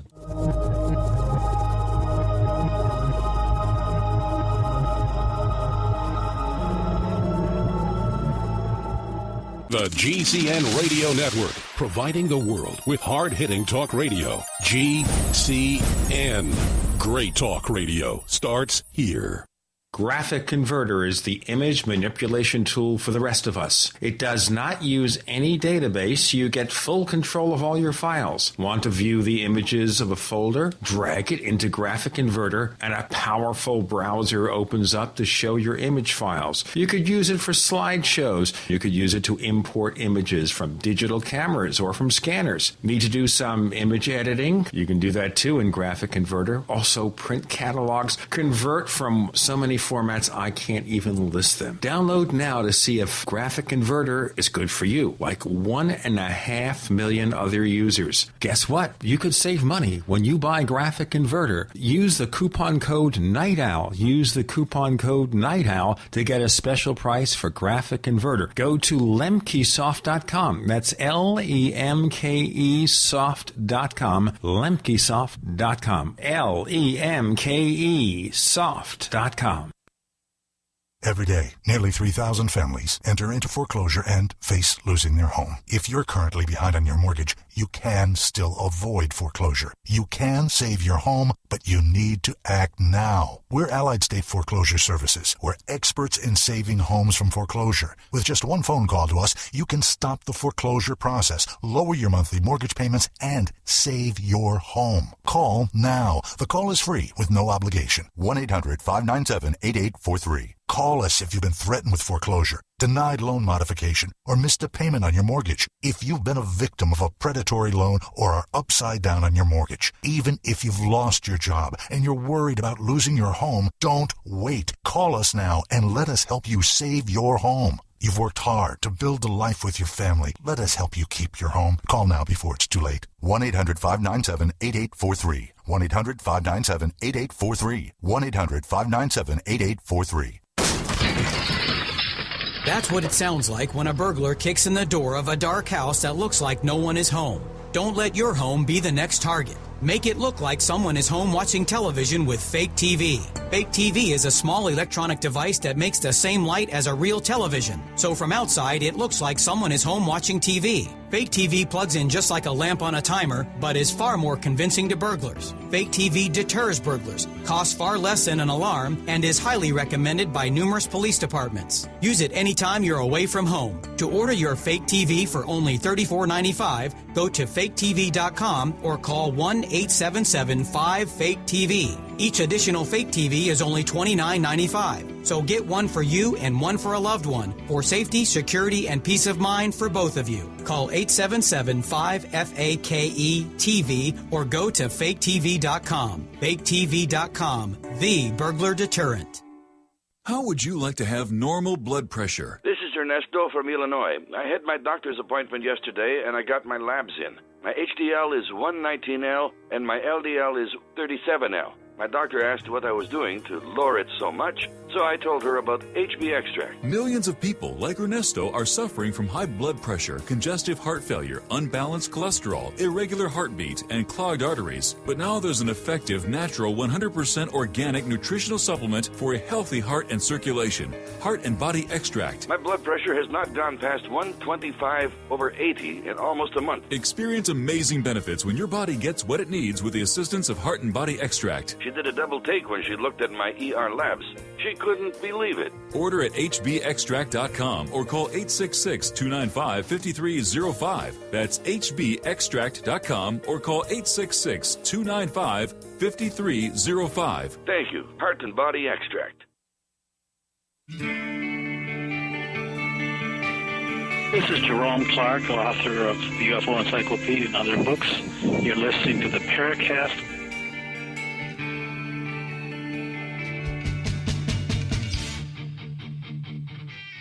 Is there evidence of a buried ancient city on Mars? And implicit in all that, there are lots of other questions I'm going to ask of Mike Bara. His latest book is called Ancient Aliens on the Moon.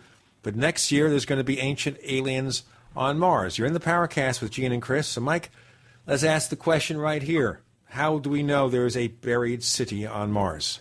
Well, back in early 2001, Mars Odyssey 2001 was sent to Mars orbit. It got there successfully, and it had on board an infrared camera. And one of the things that Richard and I and other people were very interested to see was, what would this famous infrared camera show us about the Cydonia region? What would happen once it started to take pictures of this? Because with infrared, what you get is stuff underneath the ground is heated up during the day.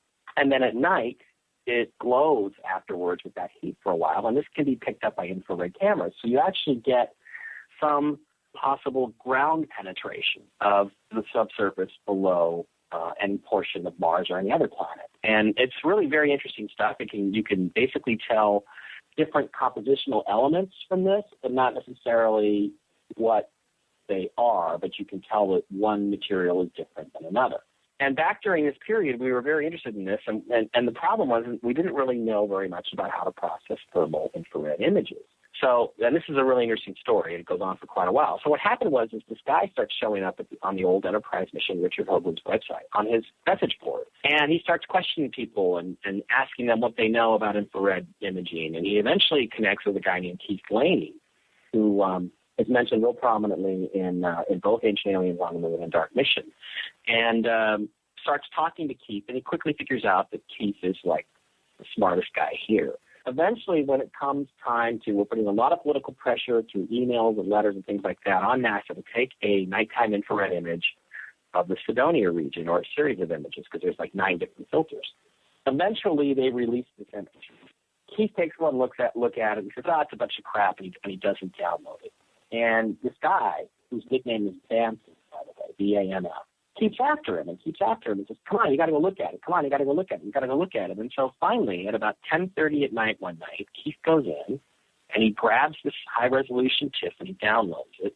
And a few days later, he starts to work on it. And as he works on it, he eventually sees that below Cydonia, underneath the face on Mars and the D&M Pyramid and the city and all these other objects that are there is this cityscape that comes out. There's this incredible series of streets and bridges and buildings and temples and roads and just this incredible stuff that's all over the place. And it's really quite stunning. And when we took a visual image and overlaid that on top of it, it got even more interesting, because that's a technique you can use. It's called luminance layering to actually help everything become more clear. And you can see this vast cityscape. The problem is that when we finally release our findings, and Richard was very suspicious about this whole thing beforehand, we discovered that if you go back and you download the image, then it's not the same image. In other words, the Keith got the real data, and then they replaced it with de-res, noise-filled images that were not. You could not repeat the work that Keith had done with that new image. There's no way you could repeat it. You would not get the same results. And we quickly figured out that this was all a setup, that they had deliberately leaked the good stuff to Keith, hoping that we would release it. And then they would say, well, I don't know what you're talking about. Well, you can't get that. You can't get that result out of this. You must have photoshopped the whole thing. Luckily, we caught them at it before we actually did it. And it turns out, we went back and looked at the Internet Archive, or I did, and it turns out that within an hour of Keith Laney, who had a static IP address, meaning that he was on a cable modem, and anybody could find out who he was. They could say, okay, Keith Laney just came in from this location and downloaded this image. Anybody who downloaded after he downloaded the image within an hour, they replaced his version with their fake doctored version, where you could not get the cityscape out of the image processing. So that was the big controversy of 2002. But again, we stand by what the images show, and they clearly show a vast underground city, which we speculate is buried below a layer of ice. We think that in that area, and probably in the entire northern hemisphere of Mars, is mostly ice, water that was frozen after the catastrophe, and everything below that is just sort of frozen solid, and there's just a thin layer of dust on top of it. So the problem is, it was really interesting, is that in order for us to be able to see the images that we saw, it would have to have meant essentially that what was underneath the ice, the lights were still on, that there was power being generated, because the infrared penetration shouldn't have been able to get that deep as we were seeing. We could only see this incredible reflection back if this buried city was still active, or at least still had power. So that was a really stunning thing. It was in Dark Mission. I'm going to cover it again and give some more details on it in the next book, but that's the buried city on Mars. It was really quite a story, and it was really funny because it turned out that this guy Bamp, who was in there, turned out to be the assistant and the webmaster for the guy, Dr. Philip Christensen, who was in charge of the famous infrared camera. So he had spent literally 1,000 hours on Richard's website and on his message board trying to find somebody to leak this to. It's really interesting. That's all news to me. That's something I think our listeners are really going to have a fun time following up on. Now, I have a question for you, Mike. It's in Dark Mission, and it's on the Enterprise Mission website, and it's in Dark Mission also, and it's going to be in the next book. So. Well, I have a question for you. We've had Dr. John Brandenburg on the program, and last year he came up with a very intriguing observation that roughly stated, he said about 180 million years ago, some sort of planet-shattering, possibly a natural occurrence happened, which was some sort of nuclear reaction occurred in the northern hemisphere around the Mare Acidalia. Yeah. There you go. Acidalia, yeah. Well, he claims that there's region. a thin layer of radioactivity can be found all over Mars, and there's a hot spot in that particular region. And he said it would take the equivalent of 1 million 1 megaton hydrogen bombs to lay down the concentration of radioactivity there. Have you looked into this claim, and are you familiar with this particular observation of his? Yeah, I'm familiar with it. I don't think it's valid. I think that what you're actually those explosions that you're talking about, that's the impact of the debris from this planet hitting Mars over and over and over and over again. And again, it's going to be radioactive because, there are heavy radioactive elements in planetary cores and in planetary mantles. You're going to get a lot of uranium, a lot of things like that. So I think what he's really looking at is sort of a variation of Dr. Van Flanderen's theme, which is that Mars was, actually damaged in the destruction of this other planet. That's where that comes from, in my opinion. Well, so uranium, thorium, radioactive potassium, all this can be released by, catastrophic impact? If, for instance, the moon was to explode tomorrow and shower the Earth with debris, it would certainly leave layers of all kinds of different materials all over the surface of the Earth, and that would include, presumably, radioactive elements. So, again, all you have to do is have those radioactive elements present in the parent body, and when the planet gets bombarded, when Mars gets bombarded by that, then that accounts for it all. So, again, I think there are some people who want to say that base on Mars has been nuked, and I think that kind of comes from some of Brandenburg's theories, and I got to say I think that's ridiculous.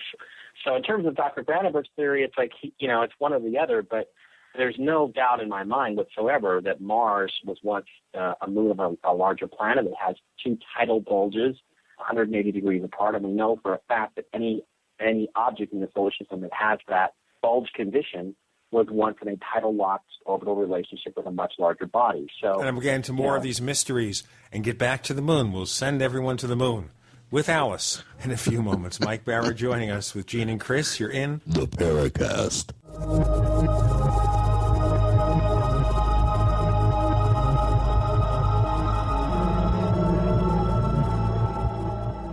America's #1 source for independent talk radio for over a decade. We are the GCN Radio Network. Whether it's personal mail, whether it's business email, you want reliable, dependable delivery, freedom from spam, freedom from viruses. Well, Polaris Mail offers professional email hosting services for your personal or small business use. Each account uses 25 gigabytes of storage, an easy-to-use webmail interface, and full mobile sync. Sign up today for a 30-day free trial at polarismail.com, polarismail.com. So here's what happened. I was placing an order online. The site went down. It just stopped responding. It took hours before it returned, but I'd already placed the order with another company. If your site goes down, you could lose business. And if you have a business or personal site, you'll want to know it's easy to run and it will stay online. At iWeb, your site is hosted on one of the most reliable networks in the world. Check it out. iWeb.com. That's iWeb.com. Prices are for base buildings only and may not be available in some areas. This is an alert. If your business or church is building next year, you're about to pay more than you should. This could mean thousands of dollars more for your office, retail space, church, or warehouse. Call General Steel now for the quality and the price in a pre-engineered steel building that you just can't beat. That's right. General Steel can save you thousands of dollars with a pre-engineered steel building designed for your business or church. What does this mean? How about a 50 by 100 foot building for under $30,000? Don't pay thousands more than you should without calling General Steel first. Call 866-99-STEEL today and save as much as half the cost and time of conventional construction. Don't let rising steel prices put your project in jeopardy. Call now to lock in your price for 3 months. Call 866-99-STEEL. That's 866-997-8335. Don't spend thousands of dollars more than you should. Call 866-99-STEEL today. Here it is, another election year. And here you are again wishing you knew more about the Constitution, the Bill of Rights, the other amendments, and the Declaration of Independence. But who has the time to study? Wouldn't it be nice if you could simply listen to them? And wouldn't it be great if they came packaged with an index? Yep, an index that lets you go to any part of the founding documents just by punching in a track number on your computer or CD player. What exactly is the Ninth Amendment? Track 10, play. It's that simple. The Founding Documents Collection on audio CD. To get yours now, just go to Amazon.com and type in Founding Documents Collection, CD. For just $19.95 and $3.99 shipping and handling, you'll have the firepower you need to argue from the ultimate facts that form our nation's foundation. Want to be a hero? Get one for you and give another to your local school for Constitution Day. Go to Amazon.com now and type in Founding Documents Collection, CD. Since 1974, Evelyn Gibson has helped thousands of people live healthier, happier, and more productive lives. GibsonsHealth.com demonstrates, educates, and inspires customers to replace their healthy erosive lifestyles with a health-enhancing one. Now, GibsonsHealth.com is pleased to offer AIM Ready Beets Pure Juice Powder. Beet juice has long been known as a blood purifier and builder of red blood cells. The American Heart Association says 1 in 3 adults has high blood pressure and hypertension. Researchers found that a daily glass of beet juice beats high blood pressure. And not only that, just a teaspoon or two a day of Ready Beets powder increased stamina by 16%. Certainly, drinking beet juice daily is a better solution than most meds with their side effects. Order your fresh, convenient form juice powder of this amazing vegetable called Ready Beets from GibsonsHealth.com. To buy at wholesale prices, call 800-388-6844 or go to GibsonsHealth.com. Gibson's Healthful Living. Since 1974, over 30,000 healthier customers. Hi, this is Nick Pope. You're listening to the Paracast. I should have played that recording to the moon, Alice. Yeah. We have Mike Bara joining us with Gene and Chris on the Paracast, exploring whether the supposed divesting of Mars from orbiting a planet that no longer exists caused the radioactive levels. Another question that comes here, too, the legends of advanced civilizations. Would we think maybe if we look at those legends, assuming it was real, we had this larger or fatter Earth planet in our solar system, mm-hmm. It spawned an advanced civilization. When things turned bad, they went to Earth, and leaving us legends of Atlantis, etc. What do you think? Well, I think it's completely logical. The question is, timing. I mean, the truth is that this what happened to Mars probably happened a couple of million years ago, which really doesn't, is not really ideal for the placement of modern man, at least in terms of the fossil record. So that's hard for me to necessarily put those two pieces together in terms of the time frame. But we don't know. We don't really know how long it would take for the solar system to calm down after a catastrophic event like that. It could have been 65 million years ago. It could have been 2 million years ago. It could have been a couple 100,000 years ago. Although logically there'd be a lot more debris around the solar system if it had happened just a couple 100,000 years ago. But, again, we don't know because we've never really experienced anything like this in human history. So what I think to me is more interesting, is that the idea that there have been advanced human civilizations before this one. And in my second book, In the Choice, I talked about some of the Hopi legends. There have been 3 previous worlds of man, but the last one had technologies that were even more advanced than what we have today, and that's what the Hopi legends tell us. And then, in Ancient Aliens on the Moon, I looked at these ruins and these buildings that appear to be there, and everything there, it doesn't look very alien to me. The reason why I can believe in this and relate to this stuff is that as I look at these structures, they all make sense to me from a human engineering standpoint. It almost looks like, even though they're enormous and very highly advanced stuff, it almost looks to me like it's human technology. And I wonder if there's a connection there with this previous world of man, this previous human civilization that lived here on Earth that was very advanced, that maybe went to Mars and went to the moon and built these enormous bases. And then the cataclysm or whatever it was destroyed them and forced them to either live underground on Mars or eventually come to the Earth, or just completely wiped the civilization out and we had to start all over again. So to me, I'm kind of more interested in the legends of the ancients, like the Hopis, and what and when that third world of man was and what it was like, and whether the stuff that we're seeing on the moon necessarily isn't maybe necessarily alien, but only alien in the sense that it's from some other previous earlier version of the human race.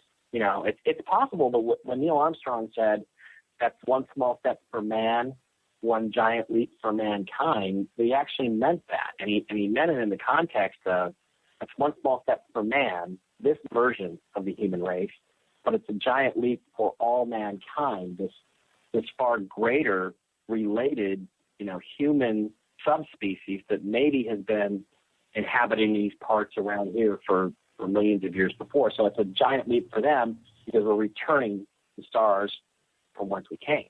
You bring up the Hopi, Mike, and that I want to just kind of add a little caveat to this here. The Hopi also warned us that if we ever do get to the moon, not to bring anything back. And right. Do you address that in your new book? Yes, but I actually addressed that a little bit more in the choice, where I talk about that. Now, that particular prophecy is not one of necessarily the acknowledged official Hopi prophecies, but it is an additional prophecy that I think was supposedly given by an elder named Whitefeather in about 1960. And I have heard that, and I'm not saying it's not a correct prophecy. I'm just saying it's not part of the canonical Hopi prophecies, as I understand it. But it is something. It wasn't a prophecy. It was just a warning that Creator. A warning. Yeah, Creator, according to the Hopi, was very, very strict and very upfront about the admonishment not to bring anything back from the moon. And some Hopi, even to this day, equate some of our really vexing problems here in this current 21st century as being a direct result of bringing artifacts, rocks, and other materials back from the moon. Yeah, and so where that fits in with Ancient Aliens on the Moon is that there's a chapter in there about Apollo 17. And I think by the time we got into the last lunar mission, manned mission, which was Apollo 17, I think we'd reached a point where we were just looking for stuff. We were looking for stuff to bring back. And it's really fascinating because as you go through the story of, what the astronauts did when they were there, they went to all these very intriguing places. They went to the base of a mountain called the South Massif, which actually was hexagonal. It's a hexagonal mountain. There's a V-shaped depression or opening that seems to go underneath the thing. And they drove the rover right up to the ridge on top, right above that, parked the rover, and then the camera basically pans away for about 30 minutes and doesn't show you either this depression called Nansen or the astronauts for about 25 or 30 minutes. And we have no idea what they're doing. But there is some interesting transmissions where Gene Cernan says, well, we really haven't been able to look around any more than you've seen. So, of course, the answer is we haven't seen anything. And there are no pictures of this what looks like an entrance underneath this thing. There are no pictures of the inside of it at all. And they did apparently stop and take some other pictures. There's no photographs pointing into this thing. And then they went on to another place, an area called Shorty Crater. And in Shorty Crater, if you look at these panoramas, this is where Richard found this thing that we call Data's Head. And if you look inside the crater, there's all kinds of stuff that as I look at it, I don't see rocks. I see mechanisms. I see pumps. I see mechanical debris. And then right in the midst of this is this thing that looks like a head. First it looks like a human head. It's the same size as a human head. But as you zoom up on it, it looks more and more like it's mechanical. It almost looks like C-3PO's head. And as you do color enhancement of this, you can see that it has a painted red stripe on the upper lip. And I swear to God, that's what it looks like. The picture's been out there for years. It's in Ancient Aliens on the Moon. I talk about this mission and what they did. And the reality is, what if they brought stuff like that back? Now, whether they could have actually descended into Shorty Crater, picked up Data's head and brought it back, I don't know. But what if it was that? What if it was some sort of mechanism? What if it was the head of a robot? Having something like that, a positronic brain, if you want to use a Star Trek term, what kinds of secrets would something like that hold? And if you were able to decode that technology and put it to good use the same way we talked about, or put it to some use, the same way they talk about in the Terminator films and so forth, what would we have learned? And would that knowledge itself unbalance the planet in terms of the power structures or the physics? What if they brought this thing back, plugged it into a power source, and turned it on? We don't know what would happen. So, right. So you're putting the Hopi warning into a really cool context. Maybe it wasn't natural things. Yeah, I could actually show you stuff that they could have brought back. That would have been, they would have been able to get in their bags and stuff. But absolutely, I think to my engineer's eye, is absolutely technology. It's absolutely not rocks. So, that to me is an astonishing connection to that Hopi prophecy, and I can't disagree at all. with that particular prophecy or warning in that context. We certainly have had we were kind of going through a chaotic period anyway before we went to the moon, but it seems like things have been even more chaotic afterwards. Maybe we should go back to the moon and stay there. Who knows? You know, I have maybe we should take everything back and drop it back off again. You know, I have an interesting question that arises. If there was an advanced ancient civilization, the ancient astronauts, and maybe they lived on the legendary fifth planet before it was destroyed, we wonder where they could have gone. Maybe they coexist with us on Earth, because there is also the theory about crypto-terrestrials. The late Mac Tonnies wrote a book, and it's not an unusual theory. It goes back even to the days of Richard Shaver and his Deros and Tiros, that we have underground or in some hidden part of our world, and we haven't explored every part of our planet, no matter what they want you to believe. There might be another civilization, an advanced civilization. Maybe our governments know about it and protect them for reasons best known to themselves. And maybe they send out their aircraft every so often, and that aircraft is seen as UFOs. Maybe there's interaction. Maybe we get advanced technology from them, some kind of cross-pollination. Who knows? A lot of theories, a lot of possibilities to consider. We're talking with Mike Bara, and the book is called Ancient Aliens on the Moon. And right now I'm talking about ancient aliens right here on Earth. You're on with Gene and Chris because you were in the Paracast.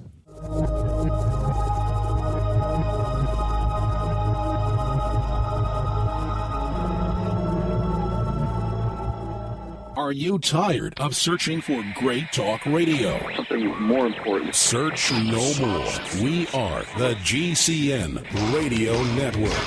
Hi, this is Ted Anderson. If you'd like to listen to GCN programs on the go, I have great news. GCN has created a Droid and iPhone application, and it's free. Just as easy as going to GCNlive.com, click on the banner, and download. Before you know it, you'll be listening to your favorite hard-hitting GCN shows, live or on demand, right on your Droid or iPhone, 24/7 and on the go. So download the Droid and iPhone app free by clicking on the banner at GCNlive.com. Thanks again for listening to GCNlive.com. Again, that's GCNlive.com. Hi, this is Ted Anderson. Have you ever wondered why banks, stockbrokers, investment advisors won't talk about gold IRAs? They've been available since 1986, yet the financial industry won't recognize the value of gold for your retirement. Gold has outperformed paper investments, yet no word about IRAs. If you would like to have gold for your retirement, call 800-686-2237. Don't get left behind by rising inflation and low returns. Call 800-686-2237. Secure your future and call 1-800-686-2237.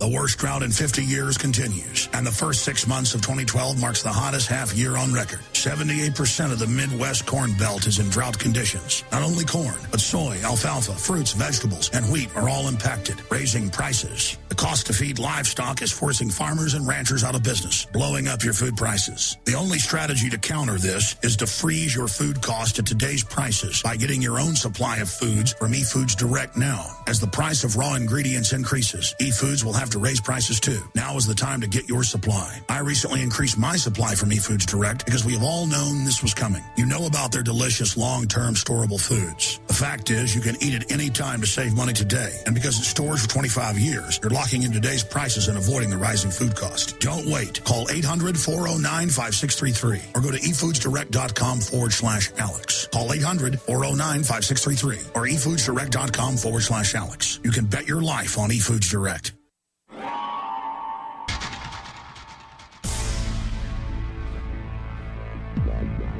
Welcome back to the Paracast, the gold standard of paranormal radio. And now, here's Gene Steinberg. On the Paracast with Gene and Chris, the final hour of the show, we're talking to Mike Bara, looking at lunar and Martian mysteries. And I raised the question about crypto-terrestrials, hidden races on Earth, and you're going to have a response. Well, you know, I just was going to say that I think that the guy who's probably got it the most accurate in terms of human origins is really Zecharia Sitchin and Lloyd Pye. I don't know if you guys have ever had Lloyd Pye on your show. I don't know if you like him or not. In our early years, we had Lloyd Pye. We talked about that artifact that he was carrying along. And then we had some kind of controversy because one of our listeners was involved in trying to make a replica of it. I don't even want to get started. Too complicated. Yeah. Yeah, well, the thing is that I think Sitchin has made a really strong case, the late Zecharia Sitchin made a really strong case that basically modern man is spliced together from this Anunnaki extraterrestrial DNA and like Neanderthal DNA. And, you look at human mitochondrial DNA, and it only goes back 200,000 years. It completely blew up all the theories of evolution. It basically, shattered the Darwinian delusion that we just are sort of formed by some sort of accident. And I think all those time frames fit together in the sense that, we seem to have come into existence about 200,000 years ago, which is just a blink of an eye in geologic terms and certainly in terms of the lifetime of the galaxy. We just sort of sprung into existence fully formed with our skulls and our brains and everything that we have right now. And I really think that when you talk about human origins, that's probably the most likely story. Now, maybe some of these ancient civilizations you talk about, the ones that are living underground, maybe that's where some of the Anunnaki went. Maybe that's who these people are. I don't know. You hear all kinds of stories. You hear stories. They're not on the 12th planet with its 3,000 year orbit or something, going all the way out into the cold fringes of the solar system and then returning back. So they actually jumped off and they're here now. Maybe that's who the crypto-terrestrials are. Well, Bob Dean, Robert O. Dean, has said on various times, extraterrestrials aren't just in the government, they are the government. And he talks about people that he's met that he believes are descendants of Anunnaki or Anunnaki that have been around for a long time, that are trying to sort of clear their karma, the bad stuff that they did, by staying here and helping us through this transitional period that we're going through. So it's possible. It's possible. I don't know, but that's certainly one possibility. Yeah, well, let's talk about your new book here real quick. Why don't you give us a quick thumbnail sketch of what your original vision was in writing this book? Where are you going with it? Why? What was the motivation to write this book, number one? Well, the primary motivation is that, this whole ancient alien thing has really taken off. And what I discovered is that there's a very young audience of people that have never heard about this stuff. You guys have been around for a while. We've all been around for a while. We all know who these people are. We know who Hoagie is. We know who some of the other hosts are. We all remember Art Bell. We all remember all this stuff. But these younger people are just coming along and they're just hearing about this, and they're hearing about these kinds of things through YouTube and through shows like Ancient Aliens, which I've been, lucky enough to be a part of. So, I thought to myself, well, there really is a lot of talk about ancient aliens in terms of the Earth, and they've almost pretty much exhausted that. I think once we got to the point of, ancient aliens involved with Thanksgiving, I think we've kind of reached the end of the ancient aliens on Earth line. And so what I thought was, look, people don't know this whole history that I've been aware of for 20 years now, and it's time to take this stuff and find some new information, and put it into a simple, straightforward book that they can learn about the history of ancient artifacts and ruins and ancient aliens on the moon. So I thought, well, I want to put this thing together and do it, and I'll take them through, all the stuff from transient lunar phenomenon through some of the very early books on the subject, through the Apollo program, Hoagland series, new discoveries that have been made, stuff that I've worked on that I've never really published before. So I just thought it's a great way to just focus on the artifacts and the existence of these ruins on our neighbor right next door, a mere 239,000 miles away. Prometheus is going to try to, they're already in production for a fifth season, and there's talk of a sixth season. So, but I tell you, they're milking the cow, bro. Well, it's a popular show, but the reason why it's popular is because there's a lot of new young people that want to know about this stuff that have been kind of locked out of it or haven't. They don't use the old media, anymore to get their information. They use the new media, and so I just thought, well, I'll get this out. I'll get it on Kindle, and I'll try to get people aware of the fact that these investigations have been going on for decades, really. Chris, we have some questions that our listeners are asking about lunar mysteries and about their concerns. We've asked a few already. Would you continue? Well, we do have other questions from our listeners at forum.theparacast.com. There's a couple that are a little provocative, so we'll save those for later. But first of all, Gobsmacky is one of our most fervent posters. He's been really involved in the year or so that he's been a forum member. And he always comes up with some very interesting questions. And you brought up the whole subject of transient lunar phenomena.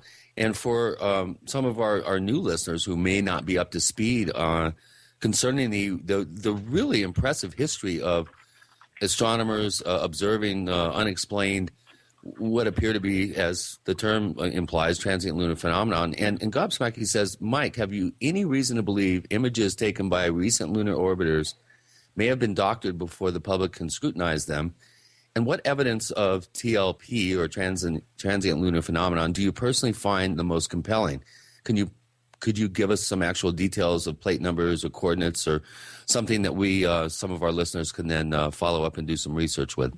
Well, I find all the TLP reports to be compelling, and to me, they work in the context of this idea that there are these enormous glass structures, most prominently on the front side of the moon, but all over the moon, that are basically were built as a meteor shield to act like an artificial atmosphere over the moon itself.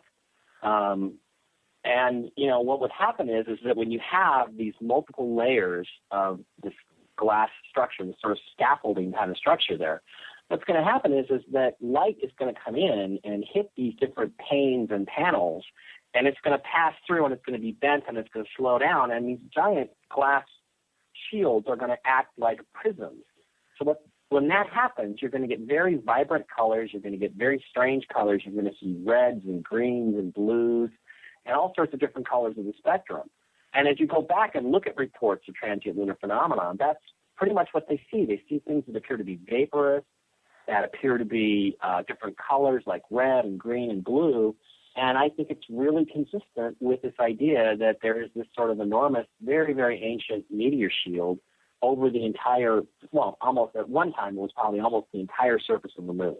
So I find all the reports compelling, and I think that they're all very consistent with that theory, which, by the way, again, not to be dropping his name, is Mr. Hoagland's theory. So I talk about that in the book, and Ancient Aliens on the Moon, and I think that that's just, my opinion of them is that they are legitimate, and I don't think anybody really questions that they're real. What's lacking is nobody wants to say this is the reason why people see these TLPs. They want to come up with every explanation except that one, because that is artificial structures, and nobody's going to go there. Nobody's going to go there. As to the other question, have images been doctored? I'm sad to say that I got to say yes on that one. And recently I was involved in a pretty expensive controversy with a guy named, I'm not going to mention his name because I'm not going to give him any credit, but a guy who has a debunking website, and he attacks people like me on a fairly regular basis. And he took out after me over something called the dataless ziggurat, which is an artifact on an image that looks like a ziggurat or a pyramid, a Mesopotamian pyramid, on the backside of the moon. And as an example of one of the arguments he made, he was trying to argue that if you look at images from other probes, more advanced images, that you aren't going to see this particular artifact. Well, as I dug into it, we looked at stuff from Japanese probe that went up there, Kaguya, I think it was called. And there were several images of the area. They were all sort of whitewashed. They didn't really show anything. But as I zoomed up on the image to try to look at the specific structure. And I'll tell you what, we're going to find out what he found when he checked that specific structure. What kind of evidence? Mike Bara joining Gene and Chris. You're in the Paracast.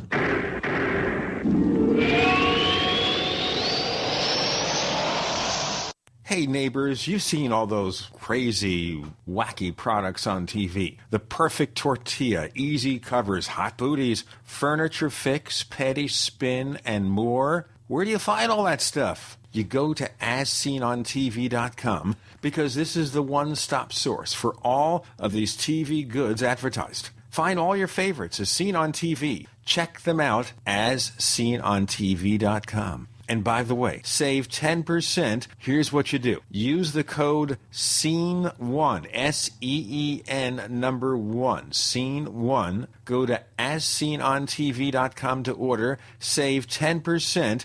Purchase this summer's hottest As Seen on TV items. Save 10%. Or call 1-866-277-3366, 1-866-277-3366, the code SCENE1 to save 10%. Making the right decisions is a challenge to investors. Are we going to see economic growth, slide into a recession, or at worst, depression? Hi, Ted Anderson from Midas Resources. We all know when a company acts irresponsibly, divesting ourselves in a move towards safety is prudent. When the market becomes volatile, U.S. Treasuries are a safe haven. But what do you do when the U.S. government overextends itself and spends beyond its means? Many investors are turning toward gold as a common-sense alternative to traditional paper investments. Midas Resources has put together a powerful book titled 10 Reasons to Own Gold, discussing costs, benefits, risks, featuring full-color illustrations, weights, and measures. The book is free and can be yours by calling 800-686-2237. Paper investments are dwarfed by gold's 6,000-year history. Discover how gold may be right for you and your IRA by calling 800-686-2237. Whether buying or it's time for you to sell, the book is free. Call 800-686-2237. What's safer and cheaper than prescription drugs? Glad you asked. The answer is Renovation Teas. Herbal remedies are much safer and much cheaper than prescription drugs. Taste great, and most importantly, herbal teas are effective and non-addictive. Renovation Tea is especially unique, and here's why. We spent years researching herbs and their beneficial properties. Renovation Teas uses only 100% organic, fair trade herbs. Our teas are blended towards specific ailments and health conditions, such as diabetes, blood pressure, anxiety, libido, detox, and much more. All Renovation Teas are formulated and hand-filled in Arkansas. Take care of yourself naturally, the way Mother Nature intended. Order Renovation Teas at renovationtea.com or call 870-784-3121. That's 870-784-3121. Renovation Teas. Renovate your health one bag at a time. Fight back this cold and flu season with the world's best garlic extract, Ali C. Why Ali C? Because it helps your body fight viruses, bacteria, and fungi. Ali C has been scientifically proven in double-blind studies using low doses to greatly reduce the number, severity, and duration of common colds. Ali C contains 300 milligrams of stabilized allicin, the active ingredient in crushed garlic. Studies show Ali C is effective against MRSA, bacterial, fungal, and viral infections. One tablet of Ali C has the equivalent of 40 cloves of garlic. Ali C supports your body's resistance to all types of conditions and can help lower high blood pressure and high cholesterol. So boost your body's resistance to infection with nature's best garlic extract, Ali C. For more information and to order Ali C, call 877-888-7126 or go to garlichealthproducts.com. That's 1-877-888-7126 or go to garlichealthproducts.com for your Ali C today. We'd like to hear from you. If you have a comment or question about the Paracast, send it to news@theparacast.com. That's news@theparacast.com. And don't forget to visit our famous Paracast community forums at forum.theparacast.com. It was a cliffhanger with Mike Bara. He's the author of Ancient Aliens on the Moon. And he's looking at this structure or something on the backside of the moon. What did you find? Well, as I got into this image from the Japanese probe, I found nothing but compression artifacts. What they had done is they had so over-compressed this particular JPEG before they posted it on the web that when you zoomed up on the area, you got nothing but checkerboards. It was just this enormous checkerboard. It was useless for any kind of detail work. And it was, it's pretty disheartening because the thing is, in order to get something that compressed, you have to go out of your way to create compression artifacts. And so basically you're talking here about digital artifacts or large pixels, stuff like that. Yeah, basically, yeah. Well, exactly. you're suggesting the Japanese then are involved in some sort of conspiracy of obfuscation to keep the facts from the people, is what it sounds like. I think that the entire world is part of this conspiracy, if you want to call it that, to keep the reality of ancient extraterrestrial ruins from the people. Yeah, I do. I think it's a worldwide policy. I don't have any problem asserting that, and it's very clear from the data. There are occasionally leaks that come out. You have to put some real information in with the disinformation to make something really stick. But in terms of this experience, I've only found 3 different images of this thing. that appear to be genuine, and everything else that I found online digitally, whether it was from NASA or whether it was these Japanese probes, so far every single other image of the area has been clearly been tampered with. Whether it's simply removing the contrast so that you can't see the light from the shading. I've even caught, in NASA's case, I found them where they took an airbrush tool. They basically went into something like Photoshop, took a black paintbrush and spray painted in fake craters over this thing to cover it up. So that's all covered on my blog. It's on blog, if I can mention it. It's mikebara.blogspot.com, and it's just one R. Mike, when we click on your name at theparacast.com where we have the announcement about the episode, it will take them magically to your blog. How about that? Okay, great. No extra charge. Go there, that's right. Go to the Paracast website. It'll take you right there. And, I talk about it, and it's I think my response was about 20,000 words to this guy. I went through and again, I posted the images where you can plainly see that this particular area has been obscured. Unfortunately, the thing that's really sad for them is on the NASA image where this should have been the most clear, the digital NASA image, which is AS 11-38-5564 for those of you that are writing along at home. When you click on it, the ziggurat itself is obscured by some of the tricks and things that they did, but there's all kinds of other mechanisms and machinery, and there's stuff like on a hillside above this area that there's a recessed, looks like a recessed hangar cut into a mountain, and there's a flying saucer in it. I swear to God, there's artifacts all over this image. So it's really quite extraordinary, and I think that they just said, oh crap, there's a pyramid here, we got to draw over that. So they did that, but they just missed all kinds of other things that are all over this particular image. So well, that brings up a really interesting point. And Ian, one of our longtime forum members and posters, it wants to know a general point for you. In Victorian times, it was widely believed that other people, quote unquote, might live on the moon, Mars, etc. If confirmation had come, let's say, in 1890, it seems likely that religion and society in general would have just accepted it. What has happened to religion and society since then that now demands such an effort to hide evidence of extraterrestrial life, assuming there is anything to hide? Good question. It's interesting. In the late 1800s was a really kind of enlightened period where I don't think people saw conflict between extraterrestrial life and God's creation of man. The Christian creation of man. But what's happened? I don't think anything's happened. I just think that we have a lot of people in this world that are not very bright and that are very locked into their religious structures and belief systems, and basically are not going to ever want to believe anything like this. And anybody who's espousing it is a heretic. And it's really interesting because the scientists and the engineers that are part of the establishment are also included in that group. The thing to really give you the background on this is if you look at the Brookings Report, which, again, I talk about in Ancient Aliens on the Moon, essentially the Brookings Report was commissioned by NASA at the beginning of the space agency to basically evaluate what should we do with the things that we discover, what should we do about the things that we discover as we travel through the solar system. And the recommendation was, flat out, you're probably going to find artifacts on the Moon or Mars or Venus, and if you do, you should seriously think about suppressing them because society cannot handle it. And they used the War of the Worlds broadcast by Orson Welles as an example. Stanley Kubrick's film 2001: A Space Odyssey was all based on the Brookings Report. He could quote from a chapter and verse. So basically, the reason why they don't want to tell us and why there's a cover-up and why it would be worldwide is because the powers that be have decided way back in 1958 or 1960 that if we were to understand or come face-to-face with the knowledge that we were not the top of the food chain in the universe, that we would go crazy. And I'm sorry to say, I kind of agree with that because my experience of dealing with the NASA types and the debunkers is that they are desperately afraid of people like me that are trying to get the rest of us to wake up and say, look at this over here. This is a pyramid on the moon.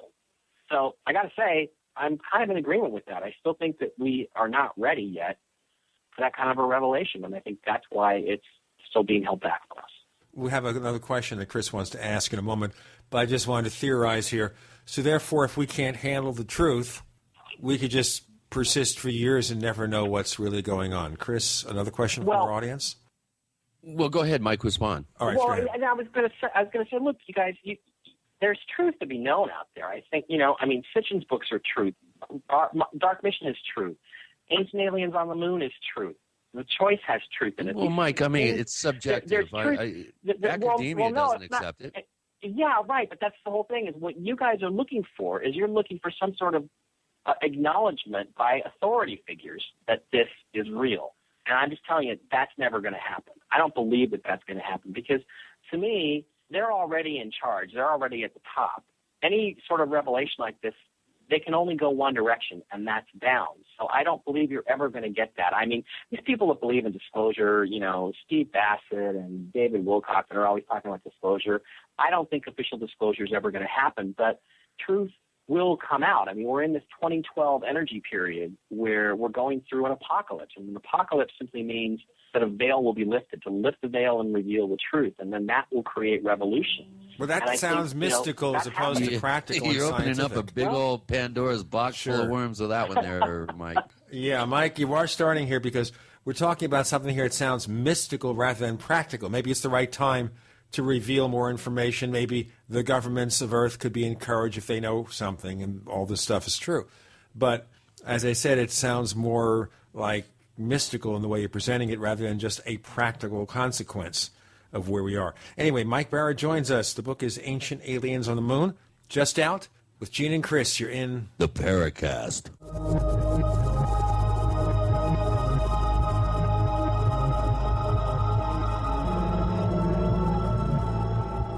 The GCN Radio Network, providing the world with hard-hitting talk radio. GCN. Great talk radio starts here.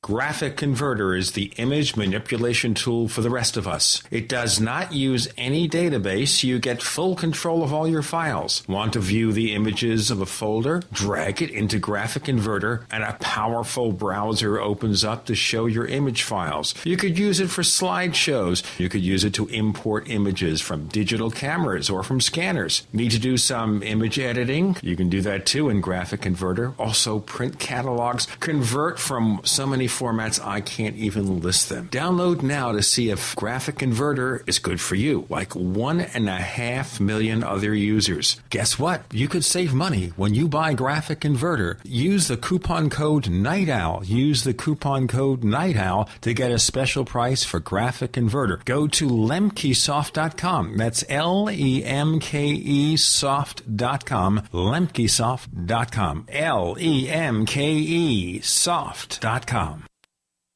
If you owe the IRS back taxes, listen carefully. Sweeping changes to IRS policies will help more people than ever eliminate their tax debts once and for all. And now, thanks to Dan Pilla, you can get the tax help you need to end your tax nightmare. Hi, I'm Dan Pilla. I've helped thousands of people reduce or eliminate tax debts they couldn't pay. And after more than 30 years of experience dealing with the IRS, I can tell you there's no such thing as a hopeless tax case. With the IRS's new policies, it's easier than ever to put your tax debt behind you once and for all. Call now at 800-346-6829 to learn how I can help you. You know your IRS debt will not go away by itself, but you don't have to live in fear anymore. Call 800-346-6829. Learn how I can help you eliminate wage and bank levies, release tax liens, and negotiate a settlement with the IRS that will put your tax nightmare behind you forever. Call 800-34-NO-TAX or go to my website, taxhelponline.com. That's taxhelponline.com. September is National Preparedness Month, or as we like to call it, Preptember. So cash in on Preptember savings at BePrepared.com. Going on now, save 21% on freeze-dried mozzarella cheese. Save 25% on 5 of Mountain House's most popular freeze-dried meals. Save 30% and learn how to make bread from scratch with the Wheat Cooking Starter Kit. Save 36% on the new LRP Entree Combo. And save a whopping 46% when you buy 10 or more packages of MRE peanut butter. All at BePrepared.com. Plus, new for Preptember, freeze-dried yogurt bites in 5 delicious flavors. And Provident Pantry non-fat dry milk is specially priced this month. As always, check out the Emergency Essentials group specials during the Prep Preptember sale, now through September 30th. Call 800-999-1863 for exceptional customer service and BePrepared.com's low price guarantee. That's 800-999-1863. The choice is clear. Be unprepared or BePrepared.com. What do you do when your propane runs out and you don't have a large amount of wood for cooking? That's when you need a Grover rocket stove from StockStorage.com. The Grover rocket stove starts easily with any combustible material like junk mail, small twigs, leaves, weeds, or dry sagebrush. Then just add a small amount of kindling wood and you'll be cooking entire meals in minutes. Grover rocket stoves are made right here in the USA and are built to last a lifetime using heavy-duty thick-gauge steel and are painted with high-temp paint to withstand heat. Go to StockStorage.com and see 3 great Grover rocket stoves, stainless steel, heavy duty, or our original Grover rocket stove for only $135 and get free shipping to the lower 48. For phone orders, call 801-361-6984 or go to StockStorage.com. That's 801-361-6984 or StockStorage.com. The original Grover rocket stove minimal wood use cooking stoves, available exclusively from StockStorage.com. Hello, this is John Burroughs, one of the witnesses to the Rendlesham UFO incident. You're listening to the Paracast, the gold standard of paranormal radio.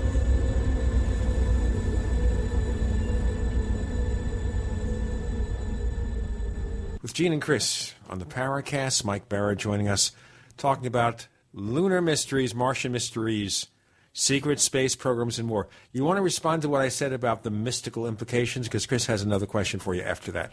Well, not really. I mean, I think we're in a kind of a mystical time. I mean, that's what my second book called The Choice was about, was that we're in this energy field where things are going to be revealed and it's going to shift. But I'm just saying, I don't think... Well, wait a minute, Mike, hold on. We're in this energy field. Could you be a little bit more specific? Well, okay, so now I'm going to talk about The Choice, which is my previous book. What The Choice basically describes is that experiments in physics have shown that things like alignments of planets, astronomical alignments, eclipses, transits of Venus, which are really just eclipses, that these things affect human consciousness, physical instruments, and electronic devices. There is a plethora, to use a big word, of evidence that this is the case. And what I did is I put that all together along with the ancient mysteries, the Hopi and things like that, and said, look, if you look at what all these cultures are saying, and if you look at what the alignments all say, what the astronomy and the astrology and the physics, the hyperdimensional physics of 2012 says, it says that we're going to go through a period of revelation, chaos, and change. And that's what's going on now. And the cool thing about it is that, stuff like we are interested in, like you guys are interested in Paracast here, radio, the truth is going to start to come out on all this stuff. And it's basically, I think it's pointless to look for governments to acknowledge it because it's going to become really self-evident to people. It's going to become really obvious to everyone what the truths of these things are. And according to that book, according to what I put down in The Choice, I think we're going to be in this transitional period for another 10 years or so, probably till 2023. So I think we can look forward to not necessarily a rocky ride, but certainly an interesting a series of interesting times coming up, and it's not going to end on December 21st, 2012. That's right. So you agree with my term? We're approaching Y2012K. Yeah, I do. I do, and I talk about that in The Choice very specifically. But believe me, we are kind of already in 2012 in terms of what they thought was going to happen. And I'm just saying, look, there's a physics background to this that most people didn't realize. It's more than just mythology. More than just ancient beliefs, and it's more than just speculation like astrology. There's actually a physics behind it, and in The Choice, I try to show you what all those experiments are, and to say, hey, look, you got to get ready for this wild ride because it's going to be really fun. But this period we're going through, it doesn't have to be bad. It can be fun, and that's the point I'm trying to make. Okay, now we're going to get into a question, a bit of a controversy on the forums in the question bank thread that we put up, and it involves your claim of finding the dataless ziggurat. We have a question from Trained Observer who calls himself paranormally disenchanted. He's a longtime poster on the forums, and he said, Mike, isn't it true that your ziggurat photo dates back to the late 90s and it originated with an apparent hoaxer named Terry James who went by the handle KK Samurai? The photo that Mike Bara is claiming is his discovery came from someone called KK Samurai, who apparently made several hoax photos in the 90s, as shown below. And he gives examples of this particular guy, Terry James's photographs. Now, were you aware of this guy prior to claiming that you were the one that found this ziggurat and made actually named it and sent it to Richard Hoagland? It is a very compelling image, I must say. Speaking of ancient cultures, I mean, that looks like something right out of Babylonia. But give us some background on your discovery of this image and whether or not you knew about this Terry James character. First of all, let's get through who this person probably is. I have several cyber stalkers. There's one in particular whose name I'm not even going to mention. Either this guy is fed information by this nutbag, or he is the nutbag himself under an assumed name. This person has cyber-stalked me and Richard for years. He's obsessive. He's compulsive. He's out of his mind. He has a real problem with me even breathing. And quite frankly, I'm afraid of the guy. He's that nuts. But I will answer the question, which is, first of all, you can tell the deception in what he's putting out right there by claiming that I ever claimed that this was, quote, my discovery. I've never claimed this is my discovery. I've made it very clear where I found it from the beginning. Mike, on your blog spot, here, let me read it to you. First of all, it's not Hoagland's ziggurat. It's my ziggurat. I'm the one who found it. I'm the one who named it. I'm the one who researched it. I'm the one that sent it to him, and it's going to be in my new book. So yeah, in terms of calling it a ziggurat, yes, that's what I'm describing. That's what I'm talking about. I'm the one who found it on the web and sent it to Richard. I never claimed it was my image, and I made it very clear from the beginning where I got it from. So, in other words, if I was trying to pretend this was mine, why would I give you the link to the source that I found it from, which was clearly not my source? So, it's not mine. See, again, this is people trying to take specific statements and distort them into meaning something other than their intent or what they originally meant. I'm not going to use the words out of context, but this is definitely not somebody with any good intentions. Let's put it that way. Secondly, I was aware of this image. I'd seen this image before. I've seen this image before 1998, as a matter of fact. I don't believe. Yeah, I recall seeing it back in the 90s as well.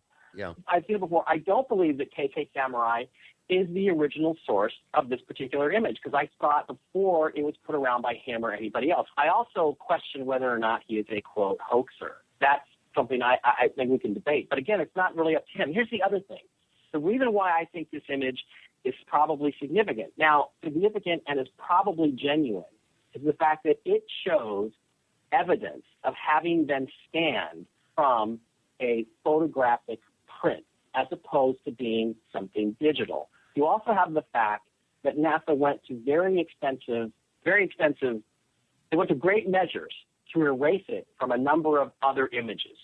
And I can clearly prove to you that those images have been digitally altered by NASA. So those two things combined make me very confident that this is real. Now, for one thing, this thing has residue on it. This image has residue on it, which is in a pattern that is very typical of having been stored in a photo album under somebody's stairs for 30 or 40 years. And I've got a lot of images like that. They have these old glue patterns. And again, I talk about this. You can go to my website. You can go to my blog. You can look at the story. I will tell you everything that I can deduce about this particular thing. So I'm very confident that this image is at least real enough that I think somebody went to a great deal of trouble to alter the digital version that's now on NASA's website. Okay, fair enough. I'm satisfied with that explanation. I do know how insidious some of these people can be. There's a lot of people that are willing to, it's like the crabs all gathered in the bottom of the container, the bucket, and then they all pile up to try to get out, and the one finally gets up to the rim and tries to get out, and all the rest pull him back. So believe me, I know where you're coming from on that. Well, I mean, again, it's my cigarette, and I'm only saying in the context of I'm taking responsibility for the image. It's not Richard's image. It's mine. I gave it to him. He has carte blanche to do anything he wants with anything I give him. But what I wanted to make clear in that statement is he didn't put this image out. It's mine. I'm the one who found it, as I pointed out. That was meant to say I'm the one who found it online and gave it to him. So okay, well, yeah, you don't state that in your statement, but that's okay. But again, it's just a post on my blog. Actually, that was a post on Facebook. It wasn't even on my blog, explaining that it's not Richard's image. It's mine. And I'm taking responsibility for putting it out there. Okay, well, let's move on. I needed to ask that question because we do really try as much as humanly possible to include our listeners in the broadcast and ask their questions. This was the subject of a couple, 3 questions, so I wanted to get that out of the way. One thing that has always intrigued me has been the Blair cuspids. Now, this is a very, very, I think, little known formation or enigma, for lack of a better term, that we can equate with the moon. Why don't you give our first-time listeners and people who aren't up to speed on some of these very enigmatic apparent structures on the moon, give them a little background on what we know of the Blair cuspids and the whole idea of obelisks and their potential role. Let's say ancient aliens were somehow involved in obelisks and putting them on the moon and Mars and other places. We'll get that answer from Mike Bara on our next segment with Gene and Chris. You're in the Paracast.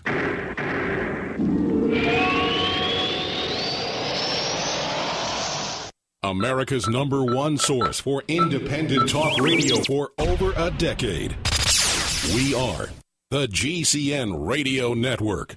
If you want to get your website online and you need reliable service, first-class service at the lowest possible price, there's only one place to go. Well, DreamHost has a special promotion with our show where they'll offer you unlimited disk space, unlimited bandwidth, one-click web apps such as WordPress, 24/7 support. You can save over $55. You want to know how? Go to dreamhost.com/radio, dreamhost.com/radio. Whether it's personal mail, whether it's business email, you want reliable, dependable delivery, freedom from spam, freedom from viruses. Well, Polaris Mail offers professional email hosting services for your personal or small business use. Each account uses 25 gigabytes of storage, an easy-to-use webmail interface, and full mobile sync. Sign up today for a 30-day free trial at polarismail.com, polarismail.com. Let's keep preparedness simple. Do you need stuff for disasters? Of course you do.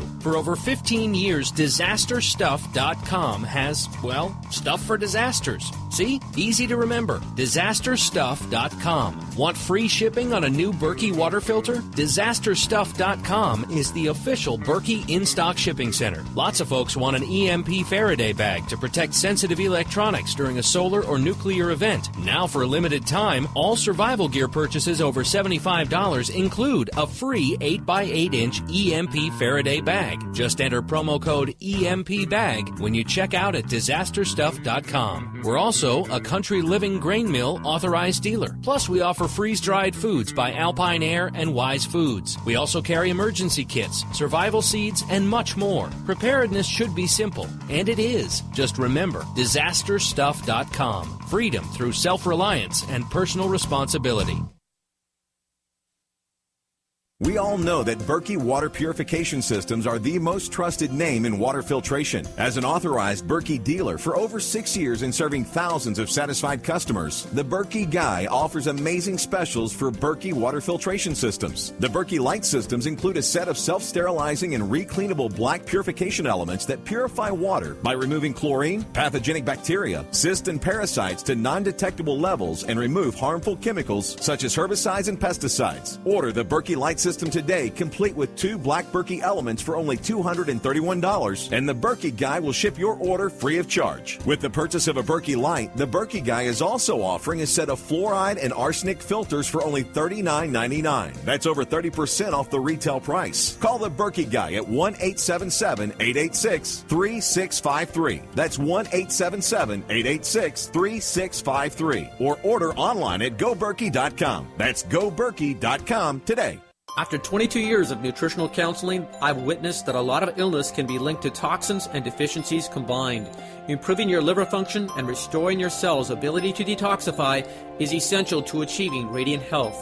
Listen to the real-world results of Doug and his wife after taking One World Way. My name is Doug Didero. For years I had an ongoing rash with itching around my eyes. This was due to metal dust particles landing on my face in the workplace.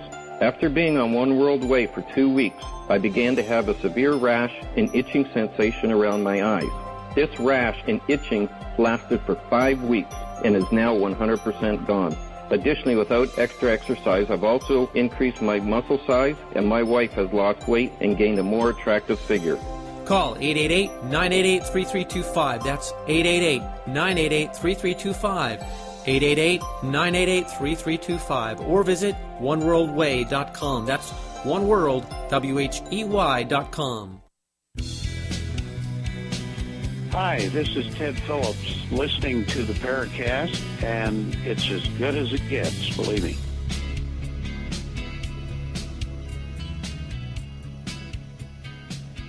With Gene and Chris in the Paracast, Mike Bara has a question about some lunar mysteries. What's your response, Mike?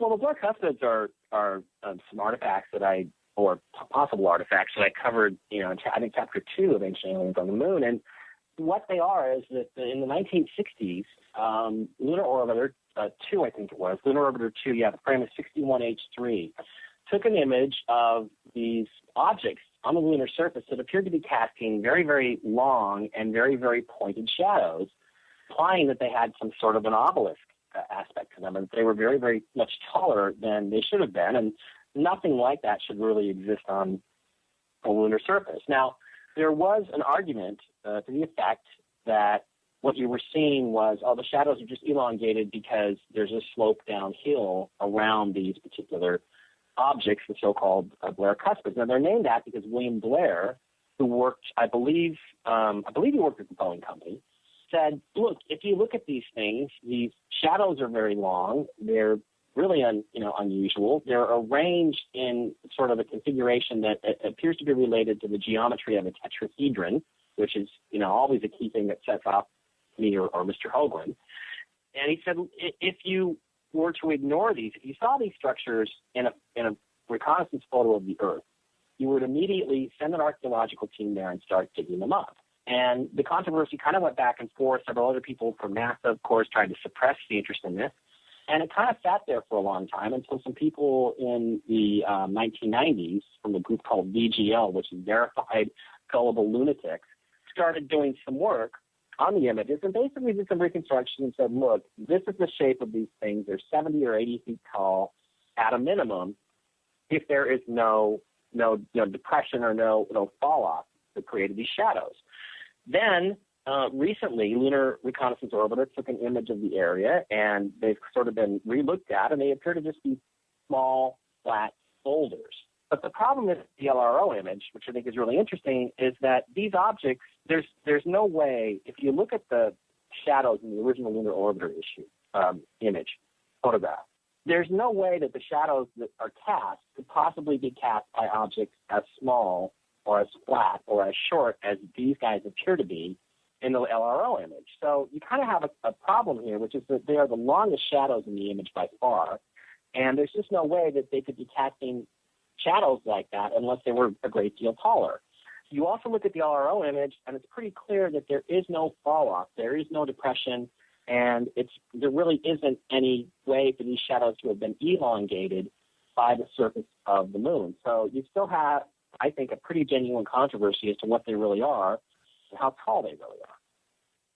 Well, you have really done an amazing job researching this subject area, and it is, I think, fascinating. I think a lot of people, if they knew how many weird, anomalous features can be found on nearby planetary bodies and moons and stuff, they'd be pretty amazed.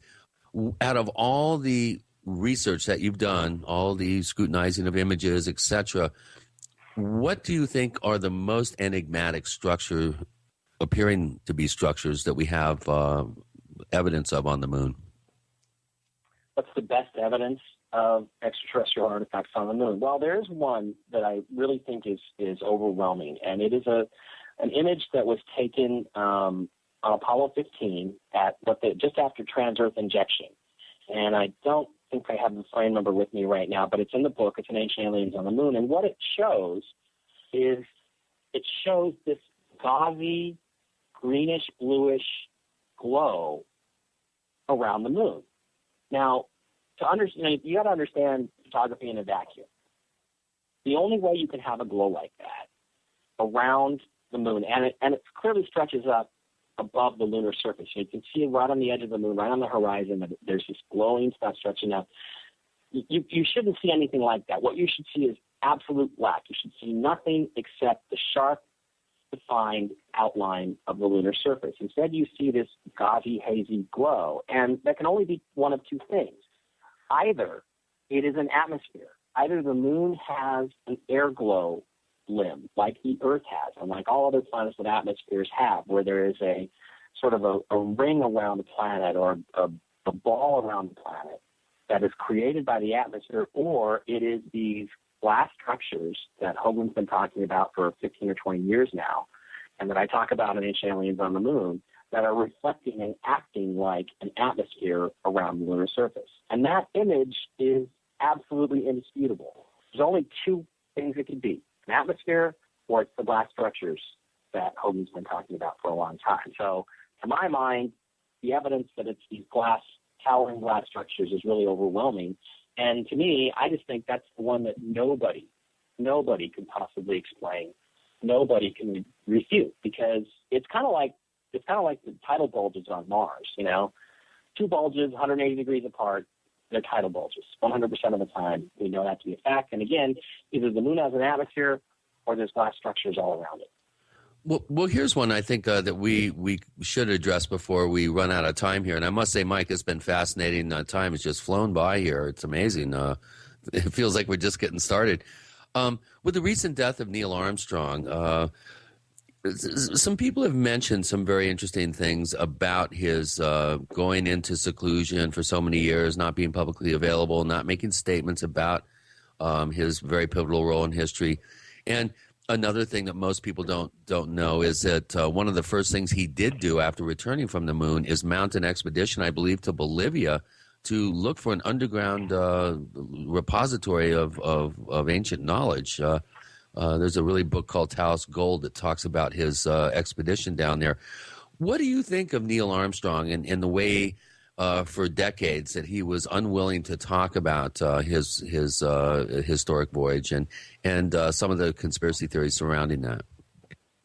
Well, I think, he behaved like somebody who was ashamed of his role, not like somebody who was proud of his role. And he did eventually write a book, which is, or wrote, a book with an author, which is pretty interesting, but kind of keeps the standard line.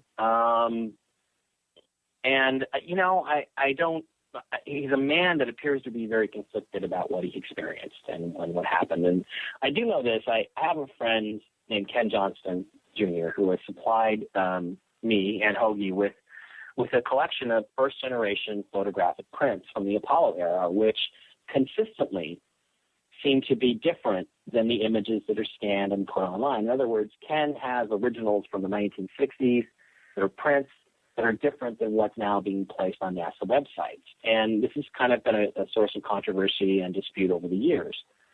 But one of the things that he told me was that the rumor at NASA, and he was working there at the time, he helped guys like Neil Armstrong fly the lunar module. In fact, Neil Armstrong gave him a letter of recommendation to be in the first group of shuttle astronauts back in the day. And he said the rumor was hot at the time in NASA that as soon as they landed, and he said the Eagle has landed and went through all that stuff, that he switched over to his private channel to his doctors, which all the astronauts had. They could speak to their doctor on a private channel at any time. And he did say, there's 3 ships. They're on the rim of the crater. They're huge. It's very scary. What are we supposed to do about this? So, again, whether that's true or not, whether Armstrong really made that transmission, I don't know. But I will tell you this, that the rumor was hot around NASA in July of 1969 that this had happened when they had landed on the moon. And if that's true, that explains, I think, a lot of his unwillingness, besides his loyalty, his security oath, maybe the safety of himself and his family. It maybe explains some of his behavior, because he certainly didn't behave like a guy who was interested or proud of what he had done. I'll tell you what, Mike, we're just about out of time. Where do our listeners get more information about what you're doing? You can go to, on my blog, mikebara.blogspot.com. You can go to, you can hook up with me on Facebook. I've got a fan page and a regular Facebook page. I'm pretty much up against the 5,000 friends limit at this point. You can also connect with me on Twitter. I've got a YouTube channel. It all comes up in Google. Just Google my name, Mike Bara, B-A-R-A. And you can find the book on Adventures. Go to AdventuresUnlimitedPress.com, and you can get a copy of Ancient Aliens on the Moon. It's also available on Amazon Kindle. And it should be in stores any day now. It should be actually in stores probably this week. Sounds good to us. Chris O'Brien can be found at OurStrangePlanet.com, OurStrangePlanet.com. We are also on Twitter. We're known as the Paracast. Mike Bara, thanks for joining us this week on the Paracast. Thanks very much for having me, guys.